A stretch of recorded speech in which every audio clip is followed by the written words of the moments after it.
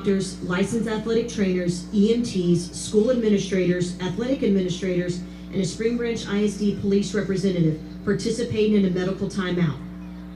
At this time, they are reviewing safety procedures and the location of safety equipment as a means of preparation in the event of emergency. Again, what you see in the south end zone is a review of all safety procedures being conducted as part of Spring Branch ISD Athletics' commitment to ensuring the safety of our participants and patrons at tonight's contest.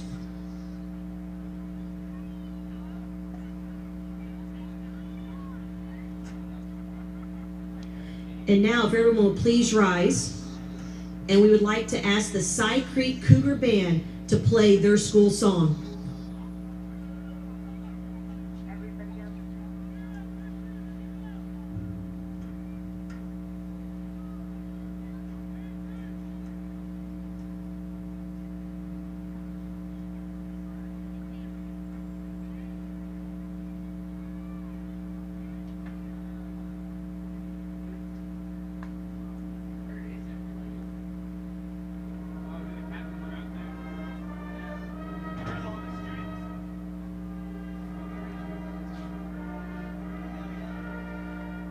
Alright guys, come here.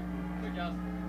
Alright, so everything's set up. We just gotta hit the record button on here. Oh, we gotta watch the video. Good Jordan got you already, so don't miss beats at all. This, you should be able to see all 22 players. You guys want to see like a line, ball. So, only pressing these buttons and don't press this one. Yeah, so make sure you record each plays and not in between stuff. I know. It's a lot of it's sort of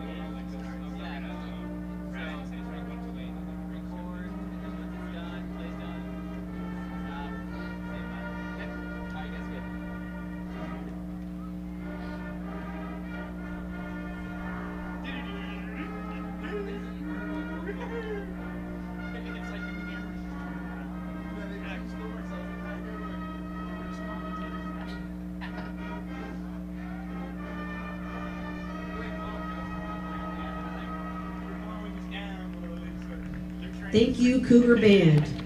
And now, we'd like to ask the Memorial Mustang Band to play their school song.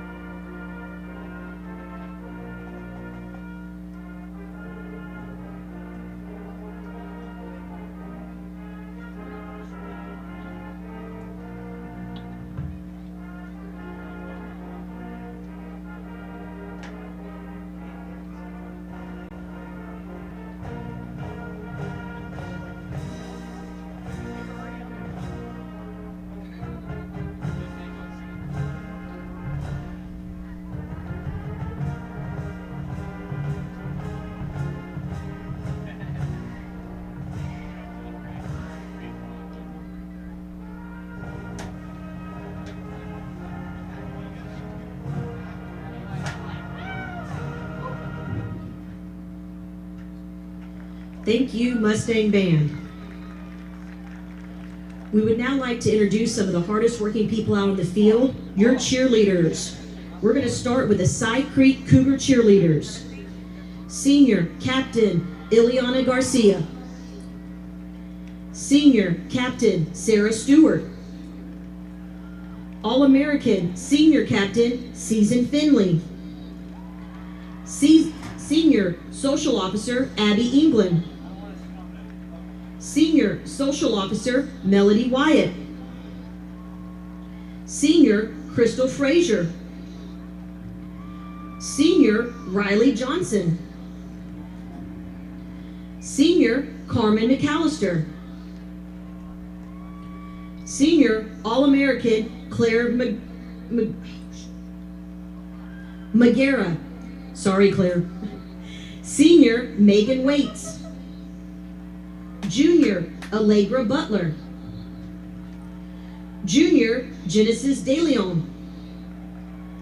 Junior, Jennifer Martinez. Junior, Layla Mendoza. Junior, Elizabeth Monroy. Junior, Victoria Sula. All-American sophomore, Kaylin Kelly. And cheerleader of the week is Crystal Frazier. The Side Creek cheer coaches are varsity coach Becca Valentine and JV coach Sarah Magera. And now, your Mustang cheerleaders. Junior All-American Rachel Abrams. Junior All-American Kate Anderson. Senior varsity co-captain and All-American Maddie Bergenzer. Junior All-American Margaret Cagle. Senior two-time All-American Kennedy Carter. Junior two-time All-American Monty Dolan. Senior social media officer and All-American Gracie Freeman. Senior varsity captain and two-time All-American Claire Manning. Freshman All-American Ellen Mathers. Senior spirit officer and two-time All-American Carson Moore. Freshman All-American Lauren Postle. Junior All-American Annie Perry. Junior All-American CeCe Rea. Freshman Ellie Romero. Freshman All-American Kate Thielhorn. Junior two-time All-American and top American Davey Tredendik. Junior All-American Lizzie Suter. Junior All-American Kate Zinner. And Mustang Max is Lindsay Moore. Mustang Sally, Jessie Lane. Your Memorial Mustang cheerleaders.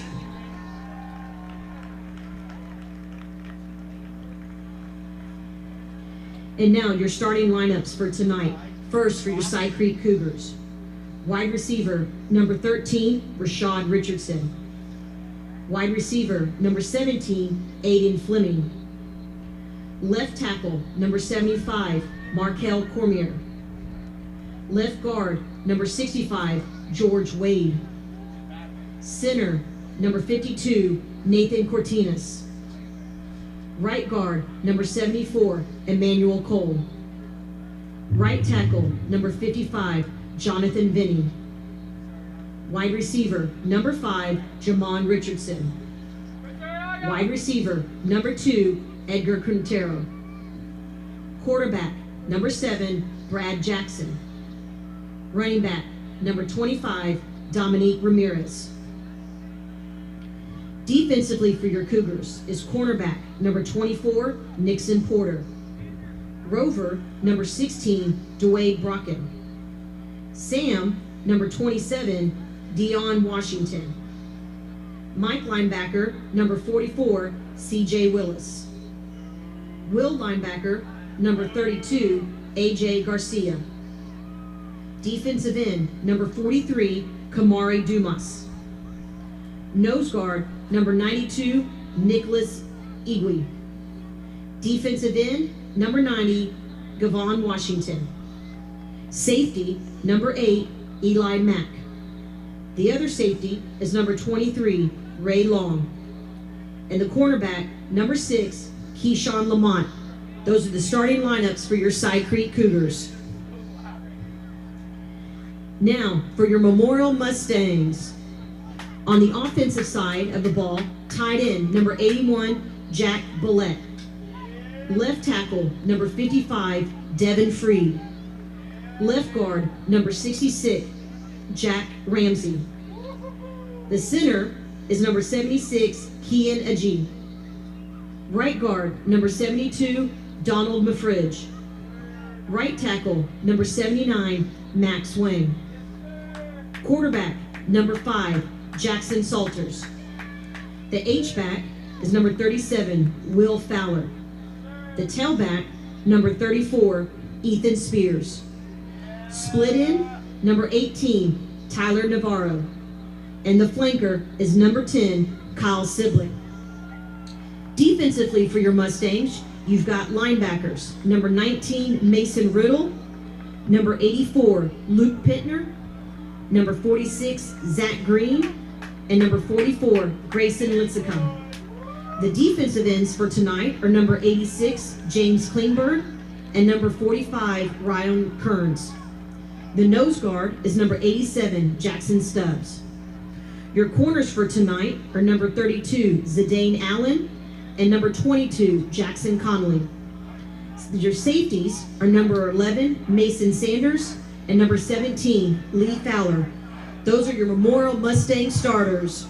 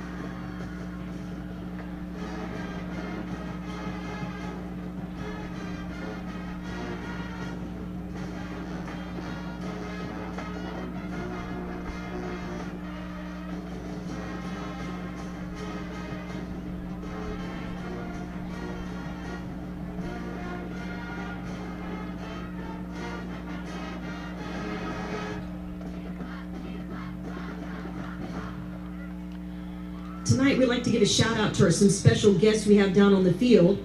We have the advanced movers from Frostwood Elementary and Houseman Elementary. Please welcome the Frostwood Tigers and the Houseman Mustangs. Ladies and gentlemen, will you please stand, and gentlemen, remove your hats as we honor our great country as the Memorial High School tenor bass choir sings our national anthem.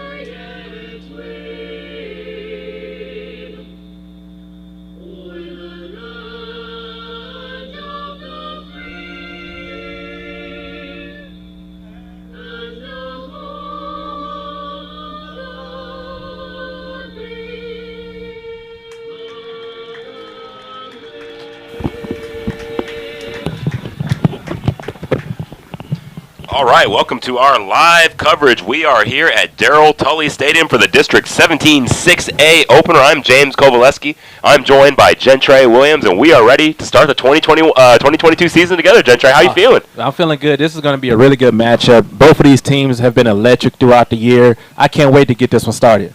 Yeah, and I've had the advantage. I have called one game of Cy Creek this year, so let's kind of look at the visitors a little bit. The Cy Creek Cougars. Last year they went 4-6, 3-4 in district, just one game out of the playoffs. Their story last year is similar to this year. Scoring 34.3 points per game, but giving up 41.6 points per game last season. I'm looking at the scores this year. They lost a tight one to Cy Falls, 21-20, but then they beat Tomball Memorial 56-54. Lost to Cy Ranch 56-14. So they've given up 54 and 56 points in the last two games. So hopefully, if you're a Cy Creek fan, they're going to play a little bit better defense tonight. And as far as Cy Creek, some players to watch, to me, the straw that stirs the drink is number 7, Brad Jackson, the junior quarterback. He's been starting since he's a freshman. Oh, yeah. And he took him to the playoffs as a freshman. They missed out last year. But Brad Jackson, he's got a pair of twin receivers, Jamon and Rashad Richardson.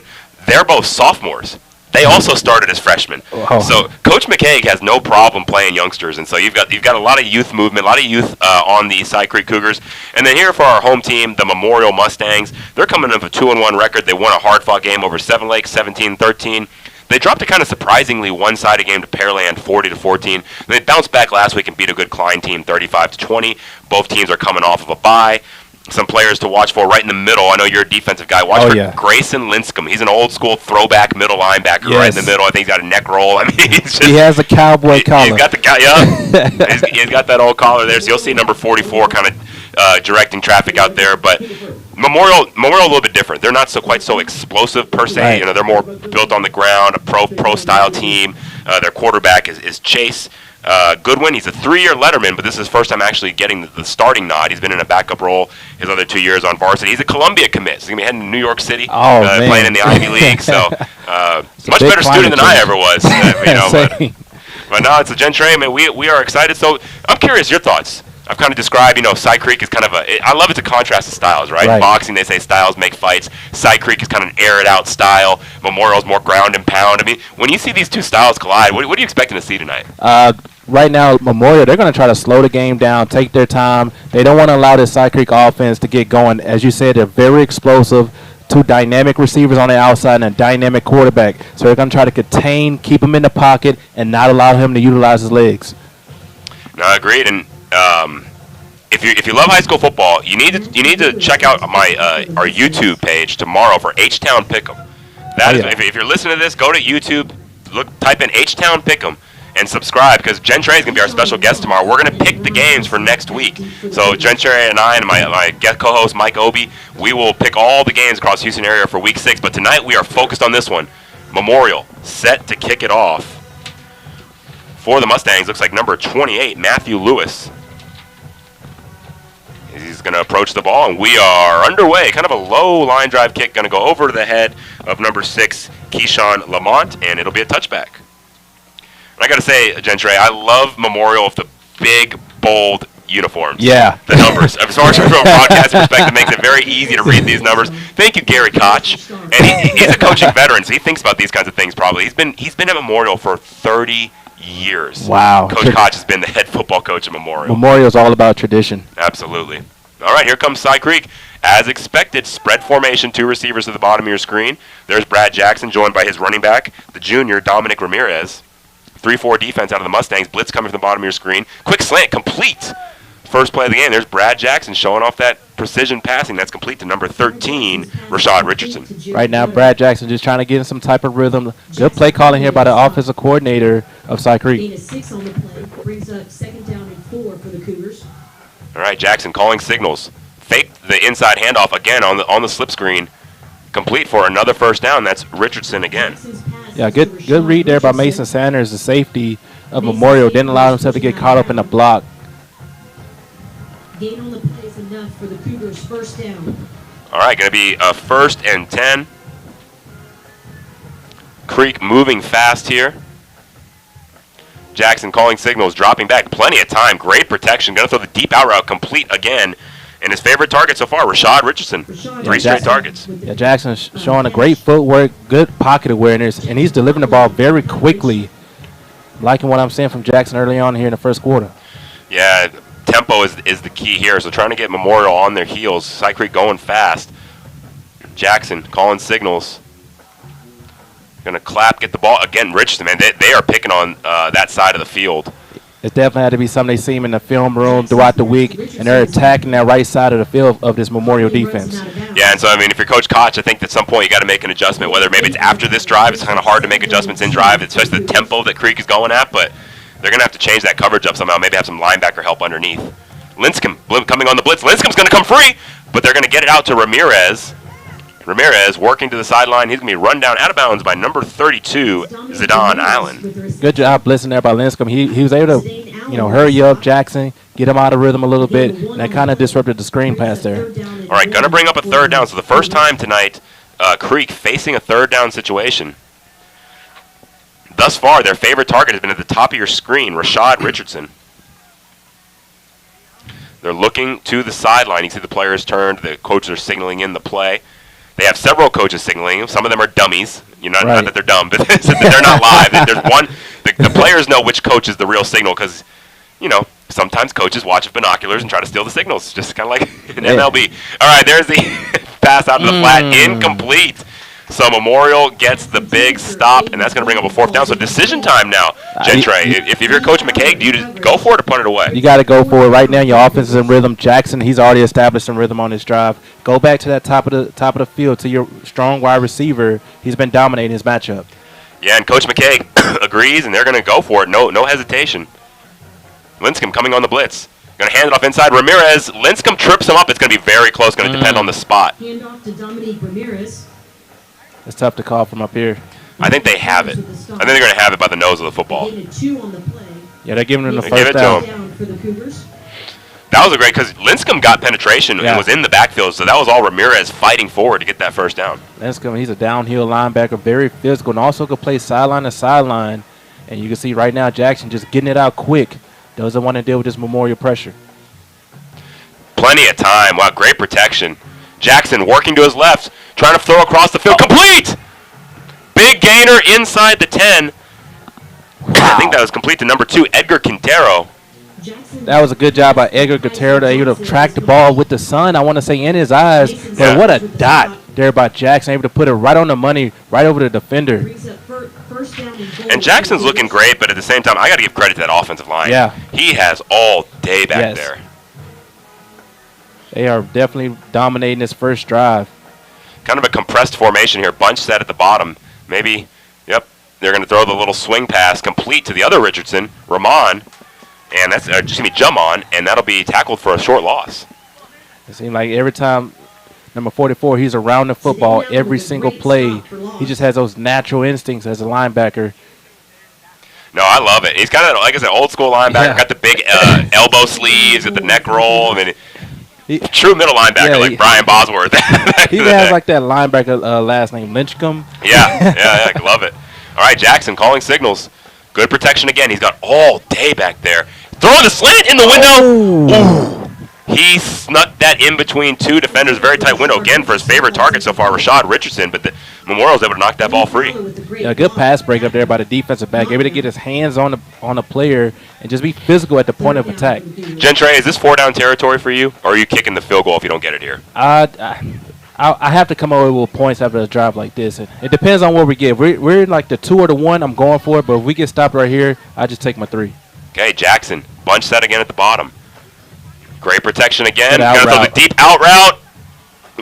Hey, broken up there by number 22. He was beaten on the route, but number 22, Jackson Connolly, was able to recover. And just like Gentry said, since no yards were picked up there, Coach McKay wants to get points out of this drive. Yeah, very successful job there for Side Creek. You came out and established a rhythm, but you got to come away with some points after this possession. All right, the kicker for the Side Creek Cougars, number 18, Griffith Toll.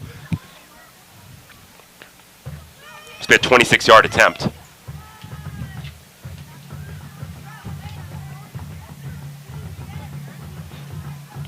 All right, snap is down. Kick is low, and that is going to be no good. Look at Lynchcomb. I think Lynchcomb got his hands on it. Okay, so they're all celebrating there. We think Grayson Linscomb might have been able to deflect that ball slightly because that was they're going to say it's blocked. All right, good job there by Linscomb. He is a heck of a football player. Yeah, Grayson Linscomb, he's been incredibly impactful here early on. And now we're going to see a different style. Look at the big offensive lineman led by number 79, 6'5", 320 pounds, Max Wang. an all-district. Look at number 79 there, right tackle. Just a big, wide body. They're going to run right behind them. Yep, so kind of a balanced formation. 2 wingbacks here. 3. Oh, and we'll have a pre-snap motion. It's going to be against Memorial. And the way they like to run the football here for Memorial, that loss of 5 yards, they like to stay ahead of the chains. They're not that explosive a team, so that's not a good start. Mm-hmm. I always like to watch Cy Creek. They're one of the teams that runs a 3-3 stack defense. So kind of popularized by Iowa State in the collegiate ranks, but a little bit different than what you see from most other schools. So that's something to watch out for. Trying to put a lot of speed on the field. Motion across the formation. Cy Creek showing blitz, top of your screen. Going to throw it quickly out into the flat corner. Is there to make the tackle. It's going to be a gain about 6 yards for the Mustangs. Complete to number 37. William Fowler. A good RPO read there from the quarterback, able to get it out very quickly. Both teams just getting the ball out very quickly, trying to allow the offensive line to establish a rhythm, be physical up front, liking what I'm seeing from both sides. Yeah, and even though this is a little bit different look from Memorial. In the past, I've seen them like get under the center, fullback, tight end, and now it's spread. They are no huddle. They typically have huddled the pass when I've seen them, and now they're looking to the sideline. So Coach Koch modernizing here. Get a little bit of a spread look. Blitz coming off the bottom of your screen. Going to hit this. There's a fumble.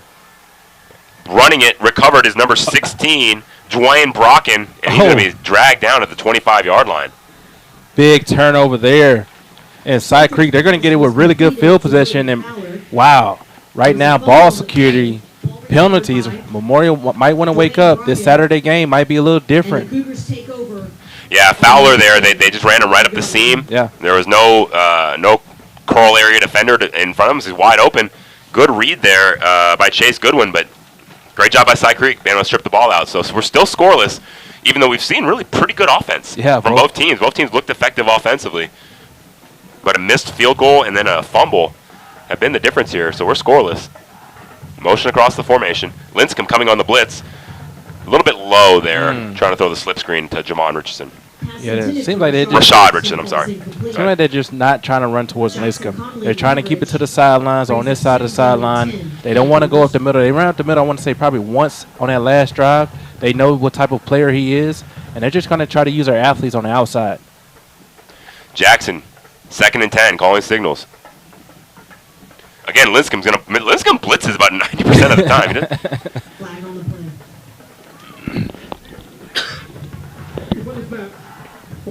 Ball start on the Cougars. That'll back them up 5 yards. Yeah, you got to be careful with that.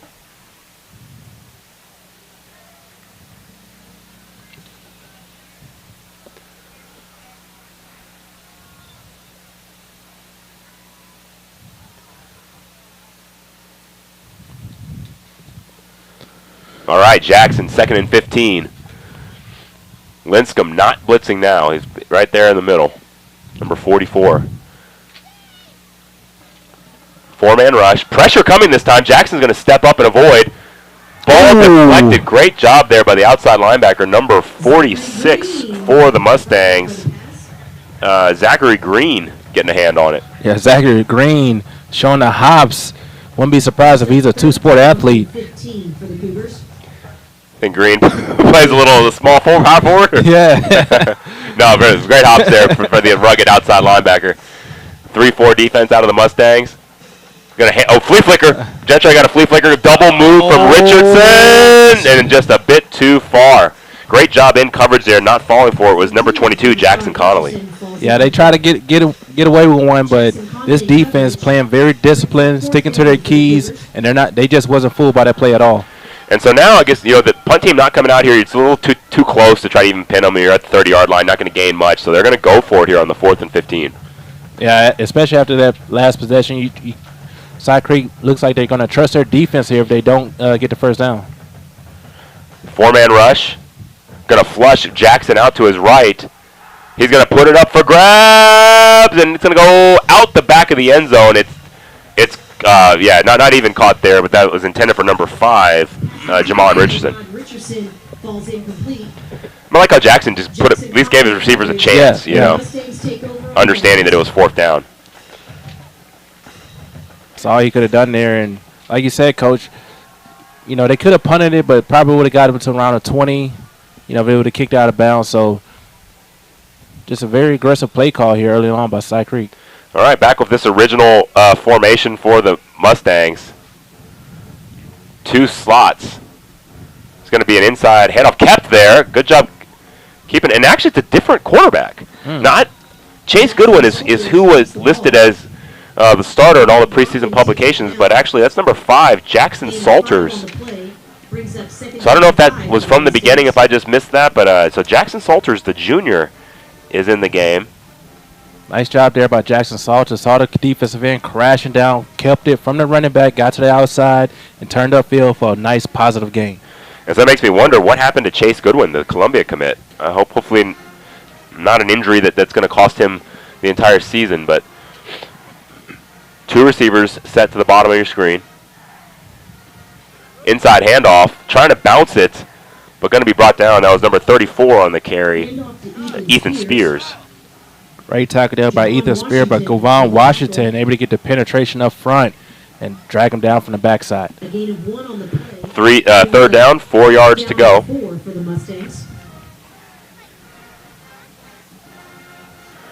Mustangs looking to the sideline to get the play. This is just different than how we played, Coach. We was all so used to just huddling up at every single play. That's right. I'm always curious of just, you know, how much time goes into, like, listening to play signals, how much practice and reps you have to do that. Motion across the formation. Movement. That's going to be a false start there on the offense. Going to back them up 5 yards.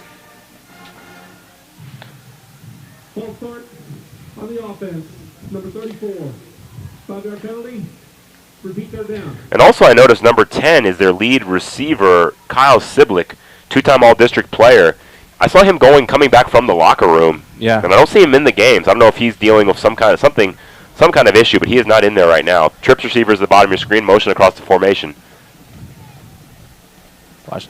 They're going to throw it deep on the wheel route into double coverage. Well defended there by both number 8 and number 6 for the Cougars. So that's Keyshawn Lamont and Elijah Mack in coverage. Yeah, great coverage there, but a questionable throw. 2 guys on him. He looked like he had a post route on the inside from number 14 that was getting ready to break open, but it looked like it was a predetermined read. Agreed. Yeah, couldn't have said it better myself. That's what I saw as well. So punt team on for the Mustangs. A little bit of a low snap. Punter scoops it off the ground. Going to get it away. Going to go over the head of the returner, and that's wow. That's why you got to field these. It's so critical. Whoa. Oh, good effort. Did they get it? Nope, they're going to say that's a touchback, but great effort. That was in danger of being down at the 1 yard line. So that's why I think you really got to have a returner that fields those. You don't want to let those go over your head. All right, this game is moving so fast. Do we need to take a commercial break? Or? Yeah, we'll take a break. We'll step a quick break here. We'll be right back on Vype Live.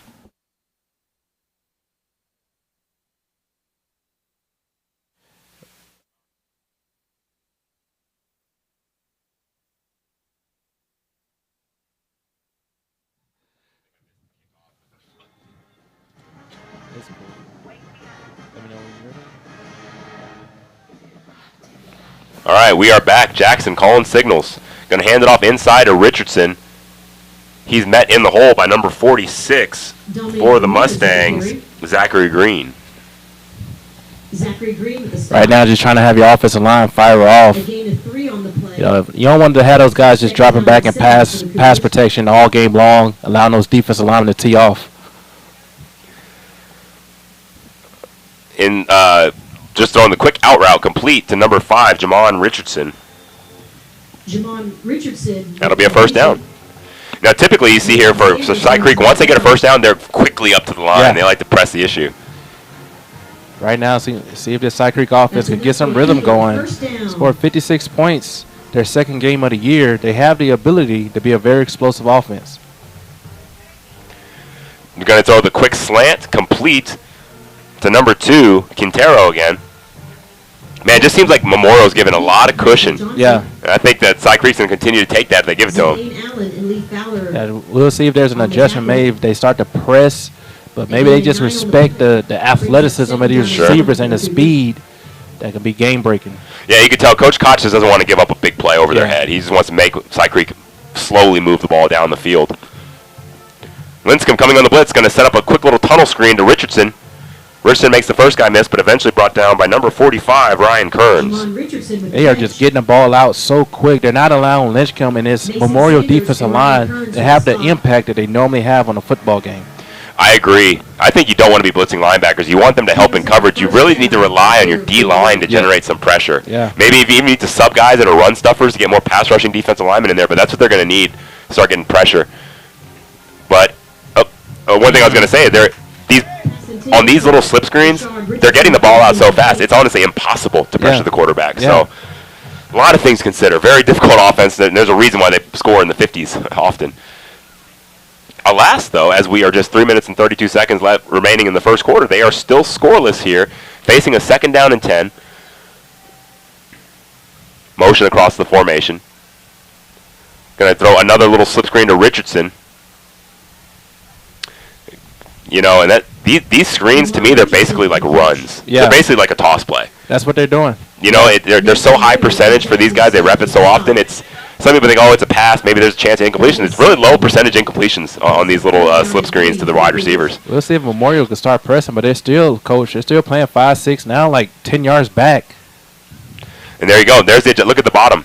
So they're stemming there. So you can see number 32, Zidane Allen. He's varying his coverage, and now he is pressing up tighter. So this is what Gentry predicted.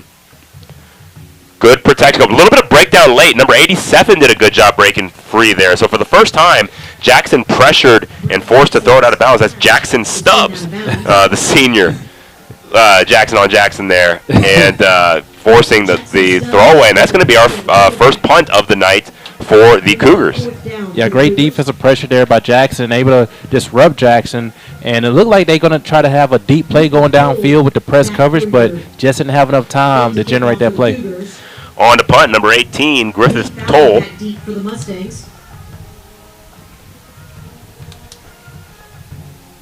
Good snap. Kick is away. They're going to let that one bounce. It's going to take a Cy Creek roll inside the 20. We'll step away for a quick break here on Vype Live.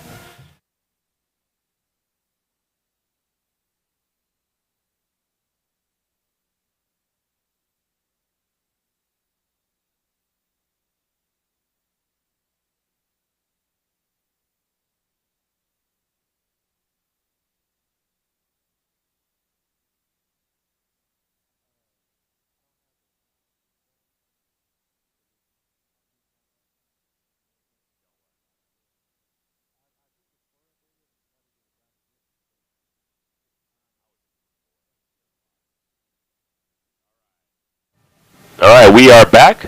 Motion across the formation. Running the stretch play. There's leakage, though. Getting there first. Trying to see the number, but that was one of the linebackers got there first. Maybe number 32. That is Abel Garcia. Abel Garcia read that play very quickly, and he was able to split the gap and make a play there. Just being physical at the point of contact. Cy Creek is such a young team. I mean, I see Garcia's a junior, Jackson's a junior, their running back Ramirez is a junior. They're really young. So there's a team. They're competitive this year for that, for a playoff spot. I think really next year could be their year. But right now they're focused on trying to get this win. 2nd down, 10 yards to go.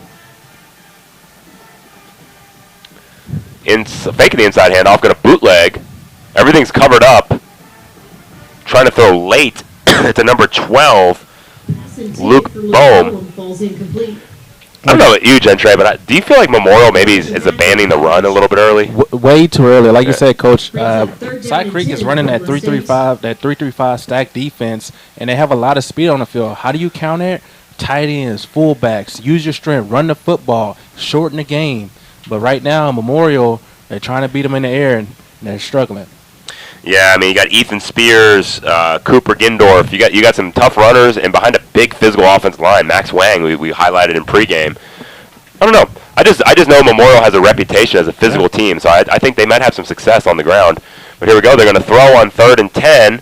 Going to be too high and off the hands of their intended receiver, again, number 12, Luke Bohm.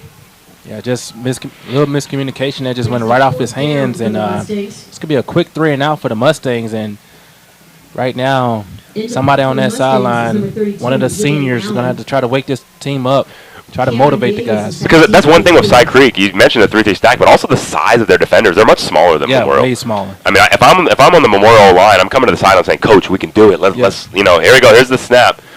There's the punt. Good hang time. Again, the returner has got to start fielding those. I mean, that's about 20 yards almost. You see this on college football, wherever the returners are going to put their hands out to the side. That's indicating to the rest of the team, hey, Peter, get away from the ball. We're going to let this one roll. But you don't just want to do that every time. No. I mean, there are certain situations where you do that, but they're sacrificing a lot of field position there. I mean, I don't know what the ball was. Like was initially what? 34, 33, somewhere around there. Man, we're talking like over a 50-yard punt with that roll there. So that's huge, flipping the field position. So great job there by Memorial. Punter, I believe, was Ethan Spears. So great punt there. So far, Ethan Spears, the player of the game for the Memorial Mustangs. Reverse. The end around there, well sniffed out. That's the thing with that Memorial defense. I could see them trying to sneak. I called it out early. I saw Jamon Richardson kind of sneaking around the backfield. Against a Memorial defense, that's kind of what I was talking about before the show started. On our pick'em show, I did make a pick. I'm not going to reveal it, but Memorial's defense is so disciplined. Yes. A lot of times, like reverses don't work on Memorial. Reverses, flea flickers. You just got to beat them, man on man. You got to beat them. Well said, Gentry. That's exactly what I'm thinking. They're going to make you beat them. Yes. They're not going to make silly mistakes and allow themselves to beat themselves. So there's Jackson. He's got plenty of time again. Wow, nice. Look at the zip on that ball. Honestly, kind of reminds me. I'm not saying he's as good as Quinn Ewers, one of the top quarterbacks in the country, but it's the same kind of zip at the high school level. Like when I saw Quinn Ewers before he got hurt against Alabama, the ball was on time, it was on receivers, it was coming in hot, tight spiral. That's how Brad Jackson throws. Yeah, Brad Jackson has been very impressive here in the first quarter. He has been putting the ball on the money. And you can just see the confidence. This is a kid who's been starting since he was 14 years old as a freshman. You can tell like he's just at home back there. There's no hesitation. He's complete command of this Cy Creek offense. So I got 2-second difference, 1.5 second difference between the play clock. And even on that play, Gentry, is incomplete, but did you see when Jackson took the snap, initially he looked left, knowing he was going to go right. He just immediately took a quick step left and then went right and delivered. I mean, he knows. Yeah, he is. It's like Aaron Rodgers. I know I'm selling Brad Jackson high, but he's a great high school quarterback, and I can't wait to see what he does in the future. He's still got one more year left, but that's, again, going to bring on the punt team. Even though the Cy Creek offense is explosive, the Memorial defense is just so sound. Yes. They're never going to be out of position. Yes, very disciplined, very sound. Low snap. Oh, Toll having trouble fielding it. And now that's a proper Peter call. That was actually taking a Memorial bounce. Man, and it's so funny because all field position right there. The deep snapper on the first snap was on the money, and just something went wrong on that one where he one-hopped it back there. And that's the thing we've talked about, that maybe Memorial should cheat up a little bit, but that's also just part of the way they play. Yeah. They're not gonna get off course too soon and then come up and let you beat them for a 60-yard pass. It's very difficult to get big plays on Memorial just by the nature of how they play defense. They're gonna kind of make you march it on them. All right, that's the end of the first quarter. We'll take a quick break here on Vype Live.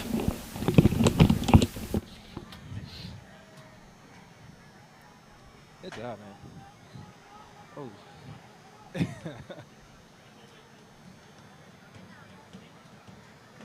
Right. Yeah. Yeah. Yep.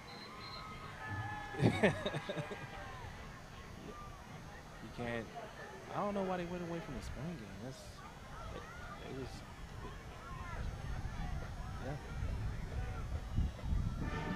Big 12 football. All right, we are back. Big kind of change here. For the first time, really positive field position for Memorial, as they are now almost to the 35-yard line. Blitz coming off the top of your screen there. It's the handoff we called for, and they're going to gain the edge. I think some of the coaches might be listening to Vype Live on their iPads in the booth, but no, I'm just kidding. But I had a feeling they were going to come back to that, Gentray. Yeah, running behind big number 79, Exactly. allow him to use his size and his girth just to wall off that edge and just run behind him. You have such a big, massive offensive line. Use these guys. These guys are very talented, and they just right now are overwhelming this side creep front defensive front. Sorry, we lost the picture there for a little bit. We don't have our cameraman tonight, so we were trying to pull multiple hats here. We lost the picture there for one play. Apologize. That was a stretch play for a nice gain of 9 yards. We're going to run a power play inside. Slipping through that great tough run by Spears. Number 34, Ethan Spears, the senior captain. And again, we talked about number 79, Max, and there's a little bit of dissension here. So two of the players kind of yelling at each other, just trying to get it straightened out. But number 79, Max Wang, the two-time all-district right tackle. They went right behind him on the first play, and that's what you missed. So we're all caught up now. Also back in the game at the bottom of your screen, number 10, that's Kyle Siblick. Last year as a junior, he had 772 yards receiving. That's 16.1 yards per catch and 8 touchdowns received. So he is back in the game. So there's your top receiving threat back in for the Mustangs. So Memorial really going to try to press on this drive, try to get up in this game. Protection is good. Going to throw the fade. Going for Siblick, their favorite receiver. Yeah, Siblick had him beat, but I feel like the quarterback just put a little bit too much air on that one. And Gentry, I didn't like the spacing. No. The receivers were too close together. It's almost to where one DB could defend multiple routes. And so this is little things you got to clean up. But second down, 10 yards to go. Memorial players looking to the coach for the play. I don't think it's too late to run the football here on a second and 10. Second and 10, you have some success on this drive running the football. Go back to it. Use these big linemen up front. There it is. They're going to hand off. Another nice run for Spears. I like Spears. Yeah. Runs behind his pads, not afraid of contact, lower his shoulders, and then always falling forward. You know, and again, I like to throw out player comps just for fun. I'm not saying he's at this level yet, but I mean, a Christian McCaffrey-esque body style. Yes. Kind of shorter, compact, nice little jump cut. I mean, that's what you want. And he gets in behind these big offensive linemen they have, and he's kind of hidden. Yeah. And he's doing a really good job there. So really impressed so far with the senior captain, Ethan Spears. Third down, 5 yards to go. Calling signals, throwing the stop. It's complete. Tackle's made. Good job fighting. Oh, balls out. That's going to be recovered by Cy Creek. Man. Pass was complete to number 14 for the Mustangs, Will Van Wee. He's only a sophomore. And that's just going to come with him continuing to get stronger in offseason programs, just being able to protect that football. But that's a pivotal error as you're knocking on the doorstep. Because he made a great catch and was fighting forward for extra yardage, and then, unfortunately, if you're a Mustang fan, coughed that ball up.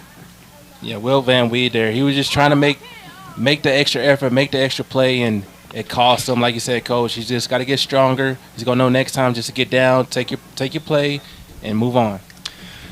Unbelievingly, this game is still scoreless. 10:22 left because these are two good offenses. Yeah. Going to hand it off inside to Ramirez. We called for this too. We wanted to see both teams run the football, and there you go. Pick up 5 yards. That's big. Yeah. That is that's 6 yards. You got to allow these offensive linemen to fire off. Again, you just don't want them dropping back in pass coverage, allowing these defensive linemen, linebackers tee off on them. Allow them to establish their nasty. I love it. Yeah, I totally agree.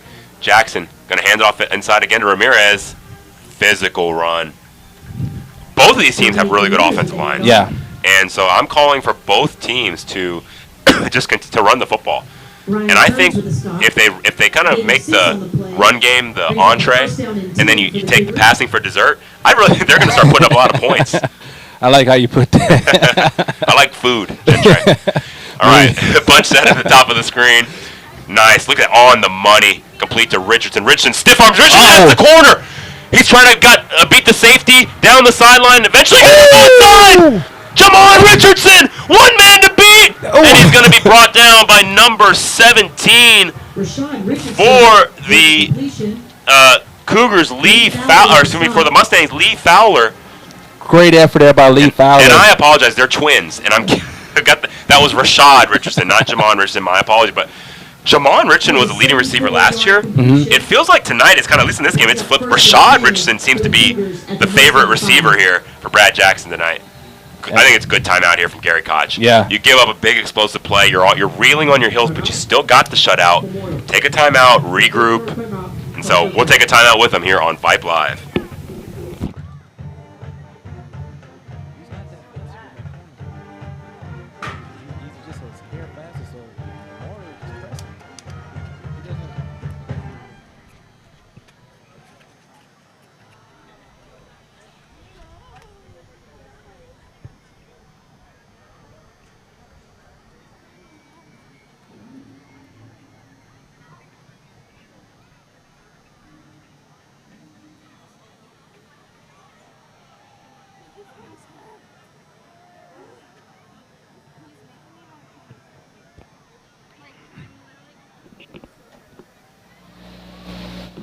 All right, Gentray, we are back.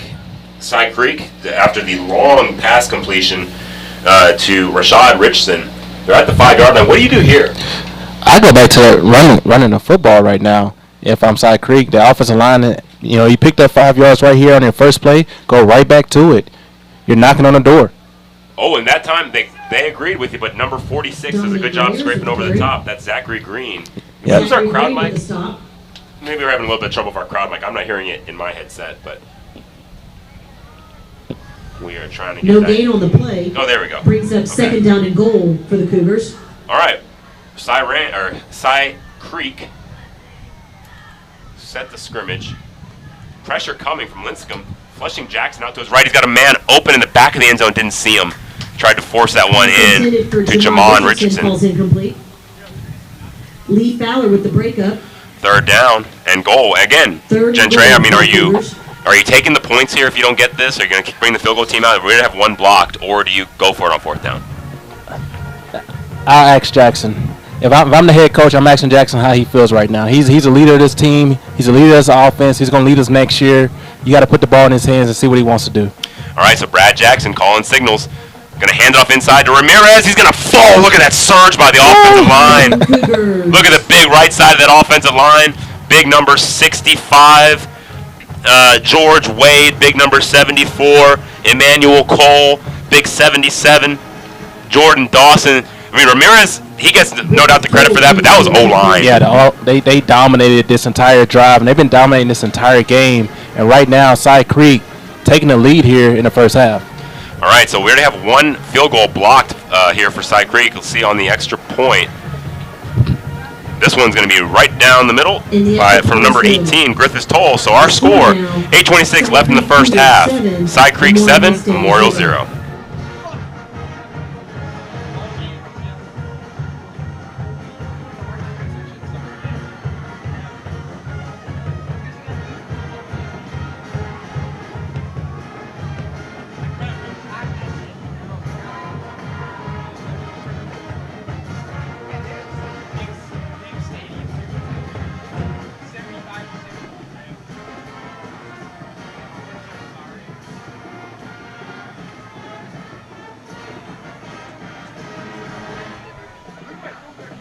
Griffith Toll in to kick off for the Cougars.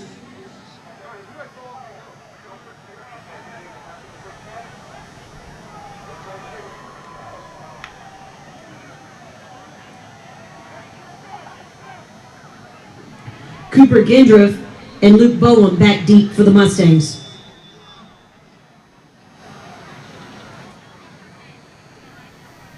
All right, Toll kicks it away. It's a high hanging kick.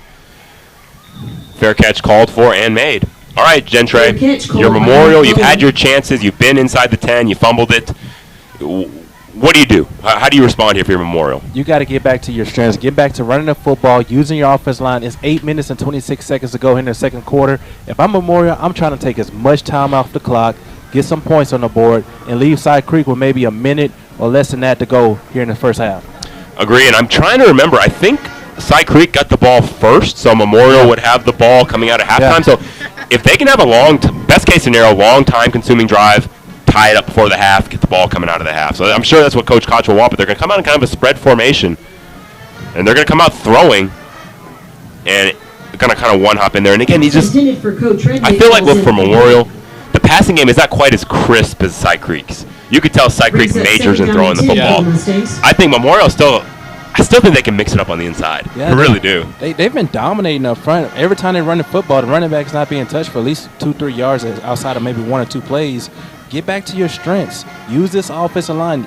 You got a quarterback who hasn't started all year long, and go back to your strength. All right, 2 receivers at the bottom of the screen. Going to pass. Blitz coming. Going to flush the quarterback out to the right. He's going to throw across body and almost intercepted. Good job there by Siblick to break that up. He turned from the receiver into the defender. The quarterback there, number 5, Jackson Salters, with the breakup. flushed out. That's a dangerous throw thrown across your body. I know he's being chased down by a defensive end, but just throw it away, live to fight another day. Don't cost your team. That would have been the 3rd turnover here in the first half. So they're going to bring up a really tough 3rd down and 10 here for the Mustangs. And this happens sometimes, Gentry. And so I coached for 11 years. I was a head coach at Aldine for 2 years and DC at Ridgepoint for 5 years. Sometimes you make a game plan, like you see something on film, and maybe Memorial felt like we want to really throw the ball. We see a matchup we like, and sometimes it just doesn't work when the game comes. And so here we go, calling into a 3rd and 10. Good protection. Really good protection. Good throw. And that's going to be good enough for the first down. It's a nice throw from Salters to number 20, Ko Trednick. I like how Salters just sat in the pocket, waited for everything to develop. His feet wasn't rushed. He put the ball on time, on target, and made a nice pass there. But like I was saying, sometimes it takes to kind of having the time to go into the halftime and rethink it. Right. So typically what you'll see is coaches will go sit in front of the field house, and the players will go in and start, getting some water, rehydrating, cooling down. The coaches, you'll see them standing outside. Yeah. You'll see one group of offensive coaches and one group of defensive coaches, and they kind of make their game plan. The head coach comes to each group, kind of gets the update on what the changes are, then you go in there and you make the changes. So I really think by the end of the night, we're going to say that Memorial really got a lot of rushing yards by the end. Yes. I think they're going to eventually start establishing that run. The snap is mishandled. Salters picks it up. Great job by Salters getting to the end. That's a huge play by Salters. Yeah. That is a huge effort for Salters because that could have been a loss of 7-8 yards. And he used his athletic ability to get to the edge and just get that out of bounds. That's a heck of a play there by Salters. Like you said, just being aware as soon as the ball was on the ground, just getting outside, throwing it out, and resetting here. I had read about Max Wang, it's all the preseason publications and how big he was and great a player is, but now seeing him in person for the first time, he really has great size. Yeah, I mean, that's a legit 6'5", 320, and he's wide. Yeah. Like you talked about, he can engulf people. Yeah. So that you have a high level right guard, you got right tackle, your left guard, Jack Ramsey is also a great offensive lineman. So here we go, we're going to have great protection. The slant route just a little bit out in front. Good coverage as well. Kyle Siblick falls incomplete. And that time I was watching Big Max Wayne and out in pass protection. He's very nimble on his feet. Good hands. Look like he could be one of them top offensive lineman prospect here for the Memorial Mustangs. Wonder if we can keep him in the Houston area. Maybe he can go to U of H or Rice or something like that. I mean, I'd love to see him continue his career because you're right. You don't see that kind of size all the time at the high school level. No. All right, here we go. 3rd down and 10. This is second straight 3rd down and 10. That's the issue of not running the football on first down. Is sometimes you get these long down and distances on 3rd down. Here comes Cy Creek going to rush 5. Salters gets away. Salters going to fight forward. It's not going to be enough for the first down. Punt team showing like they're going to come out. I think you are in the territory. You might see a fake. Right. I saw last night Tom Ball run a fake in the same similar field position. Brings up 4th down. Do you think it's possible, Gentry? With how well we've been doing on the punt team, and the fact that they can probably pin them back on the, under the 20-yard line, I wouldn't chance it just yet. You're only down one possession, maybe in the future. I agree. I think the right move is to punt this one away. Good snap. Rugby-style punt, going to hang high in the air.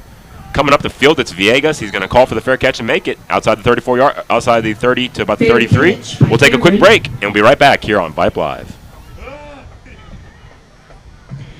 And the Cougars take over on the Mustang 32.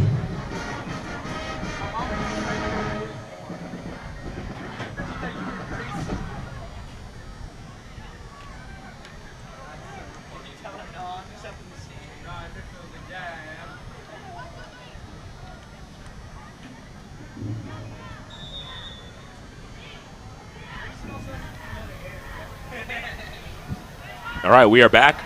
Memorial's done a good job slowing down this high-powered Cy Creek offense. It was the big play to Rashad Richardson that really made the difference. They're going to go to Richardson again.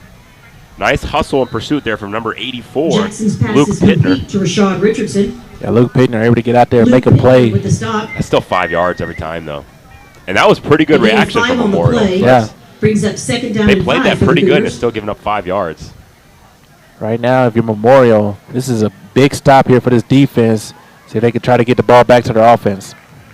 I think that might have been Linscomb meeting the Handoff runner to in the hole Dominique there. Ramirez. Yep, there's big Grayson Linscomb. Man. he gets off the pile of Grayson authority, doesn't he? Linscomb Kind of got that stop. swagger to him, you know. Gained 2 on the play. Yeah, he Brings up third comes up down whenever he and makes a play. You 3 can for the hear it, you can Cougars. feel it. He's a very physical linebacker. I've got my player comp I'm going to give in a second. I'm going to reveal my age, too. I think I know where you're going. Good protection. Here comes Linscomb! Linscomb coming. Brad Jackson's got to get it away. And Grayson Linscomb and good sportsmanship. Linscomb kind of gave Jackson a pat on the back. Ramirez But falls incomplete. this is I'm a Michigan Zachary fan. So this is Green the in coverage. enemy here. And you may not remember this. I'm a couple years older than you, but do you remember Andy Katzenmoyer for the Ohio State Buckeyes? Oh, I thought you were going to go Laurinaitis. That's similar, but the neck roll. Yeah, oh, yeah. You know, I see Andy Katzenmoyer in there Lee just strutting Fowler in around for the in Buckeyes. the middle of the defense. But great job there. It's going to force the punt team. So great job. 3 and out here for the Mustangs. Side Creek. And Cy Creek's going to take a timeout. Again, I think you're kind of in the range where you could consider a fake. I have seen some coaches do this once they get near the 40-yard line, but I think they'll punt it away. Both teams playing great defense. We'll be right back here on Vype Live.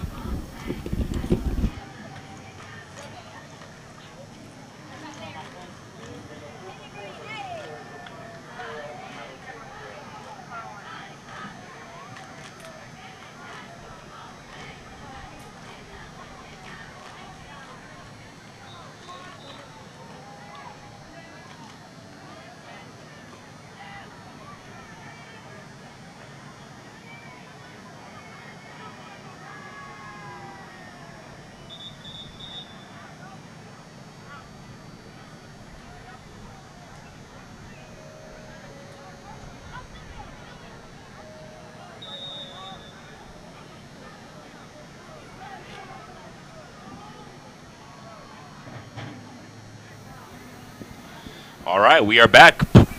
Jackson, wow, they called the timeout. They're showing that they're going to go for it. So maybe they'll do a quick kick of Jackson, but maybe they're just going to go for this. Make sure you don't jump if you're a Memorial. They're going to throw the swing pass. They have space. Oh, boy. They got plenty of space. Linscomb's going to come over and make the tackle, but that's a misalignment. Jackson's pass is complete. I don't know. It to seems like there's some kind of Richardson. misalignment there, but easily Grayson converting the first Linscomb down with with the the swing stop. pass to Jamon Richardson. Right now, Cy Creek 2 of 4 on 4th down conversions. They're being very aggressive here in the first half. They just have a lot of confidence in their ability. All right, inside handoff, Dominic Ramirez. Nice run, going to get a couple yards there. Going to be met in the hole by Ramirez number with the 45, Ryan Kearns. Ryan Kearns with the stop. 5 minutes remain. 4 on the play. Both teams with Brings 2 up second timeouts down and remaining. 6 for the Cougars. Spread set, 2 receivers to the bottom of the screen. Jackson calling signals. Slant route just a bit out in front. But I mean, even when he misses, you can tell he's trying to lead Jackson Jamon Jackson Richardson. You know, coverage. it's just really impressive, Brad Jackson. Brad No Jackson gain on the play. Brings up third down coming and to 6. star right before our eyes. 3rd down, 6 yards to go. And again, on the last possession, they had him stopped on 3rd down. Yeah. Cy Creek elected to go for it on 4th down. Had a really nice design play out of the timeout where they kind of snuck Richardson out of the backfield. Nobody was with him. But here you go, another big 3rd down conversion. Attempt here for the Cougars. 4-man rush. Pump fake. Richardson is a flag. It's going to be a holding penalty, so this is going to be negated. So I just want to make sure nobody gets hurt here. Linscomb is coming in like a heat-seeking missile, and Jackson did a good job ducking under Pass the intended hit. for Keisler Johnson Linscomb. falls incomplete. He's a difference maker at that Right on the linebacker play. position. And you know what, man? You don't see this a lot anymore. Yeah. And that number 44, I remember I went to Fort Bend Austin High School. There was a player by the name of Devon Darling. He wore number 44, had the big neck roll. And so I always just, penalties decline, so that's going to bring up a 4th down. But I always just associate 44 with like an awesome middle linebacker. Yeah. But you don't see the guys that like hit with that kind of swagger No. all the time in high school Is football. for the Cougars. Grayson Linscomb's got it. Yeah, he just has that it factor. He's a Mustangs. playmaker from that linebacker position, and it's kind of just a throwback. Yeah. A throwback middle linebacker, captain.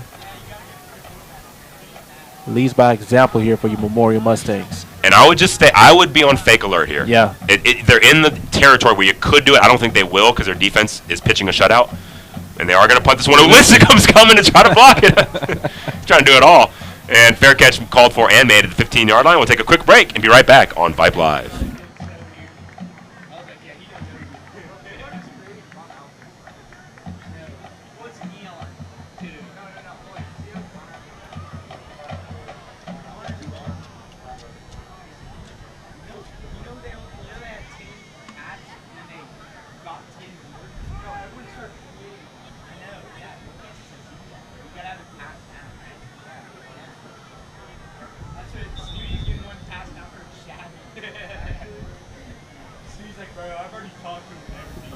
All right, we're back. 4.5 minutes remain here in the first half. Memorial trailing by 7.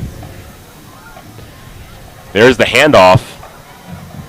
Getting about 2 or 3 yards. Trying to cut it back a little bit early. Cooper Gindorf with the carry. And that's He was tackled by a host of Cougars. Cooper Gindorf. Again, Gain of Kavon 1 on the Washington. He's play. been getting penetration on Brings that up right second down side all and 9 night for the for the Mustangs. Cy Creek Cougars. Yeah, I think that one, if he had continued on, there might have been a little bit more space. Tried to cut it back a little early, but you're right. There was some penetration that kind of forced him to cut that one back.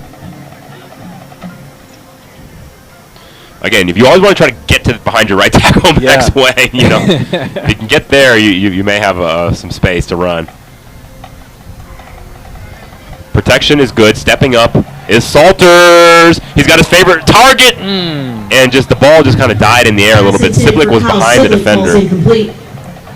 Now we were just talking about Jared Max Bauman out of Wayne. Get coverage. that man some syrup. He just had a pancake on that last possession. Yeah. Just threw his guy on the ground. I actually saw Max Wang's parents below because, you know, the parents kind of wear the football jersey of their last name on the back, and he's got a younger brother. Oh man, It's like probably maybe a 5th grader, 6th grader young. So there might be another great offensive lineman in the pipeline, but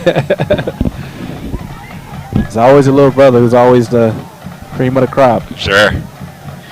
All right, here is the blitz coming. Well picked up. He's got time. But it just held the ball a little bit too long. Salters had time. I know. Yeah. I don't think you can fault the offensive line for that one. Yeah, you got usually in high school football, you want to 1,000, 2 1,000, 3 1,000, and try to get rid of it. Make a play, get outside the pocket. You just can't sit in the pocket that long.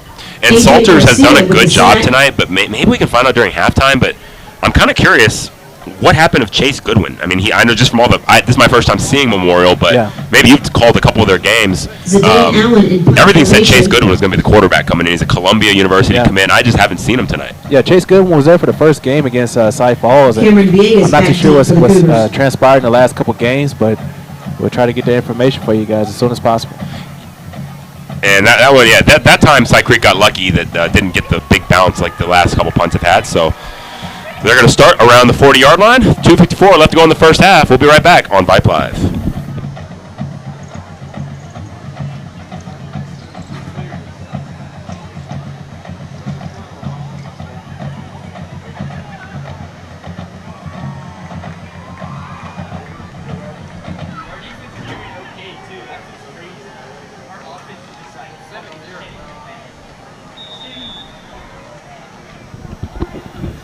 All right, 2:54 remain here in the first half at Darrell Tully Stadium. Brad Jackson calling signals. Good protection. Going to hit the out route to his favorite target, Rashad Richardson. Oh boy, I got to get better at that. Intended But for Rashad Richardson. goes out Rashad of Richardson bounds. there. He had the big reception that Jackson put Conley the in coverage. Cougars in scoring range and allowed Dominic Ramirez to follow his big offensive line into the end zone. That was our only score of the night. Yeah, let's give this Memorial defense a lot of credit. They've been stifling all night. Outside that one big play, they have held their ground against the Cy Creek offense. 4-man rush. Going to throw the out route complete to Quintero. Jackson's pass to Edgar Quintero. Gonna is be complete. Not quite enough for a Zane first down. Allen Moving with in third down coverage. is short. Right now the Cougars are Gain of just 9 taking on what the the play. Mustangs are giving Brings up them. third down and With 1 all this for the coverage, Cougars. just quick out routes, and they're just utilizing them. Yeah, still playing a lot of space there. You can tell Memorial doesn't want to beat over the top. Great surge behind the right side. Number 55. Great block there Hand for the off to Cougars. Ramirez. Devin Freed. Big right tackle. Yeah, Zachary Jackson. Green with the stop. After he handed it off, he still gave a little pump fake just to freeze that safety just for a split second. And that split second could be the difference in the extra 2 to 3 yards. Cy Creek on the move, nearing the 20-yard line. Inside handoff. Nice cutback by Ramirez. Handoff to Dominique Ramirez. And you just go back to think when Memorial had that ball like around the 10-yard line and they had a fumble. You know, really, these two teams are pretty evenly matched. But I will say, I think Cy Creek's getting the better of it so far. They're more consistently moving the ball. Right now, it's the quarterback has been a big difference in this game.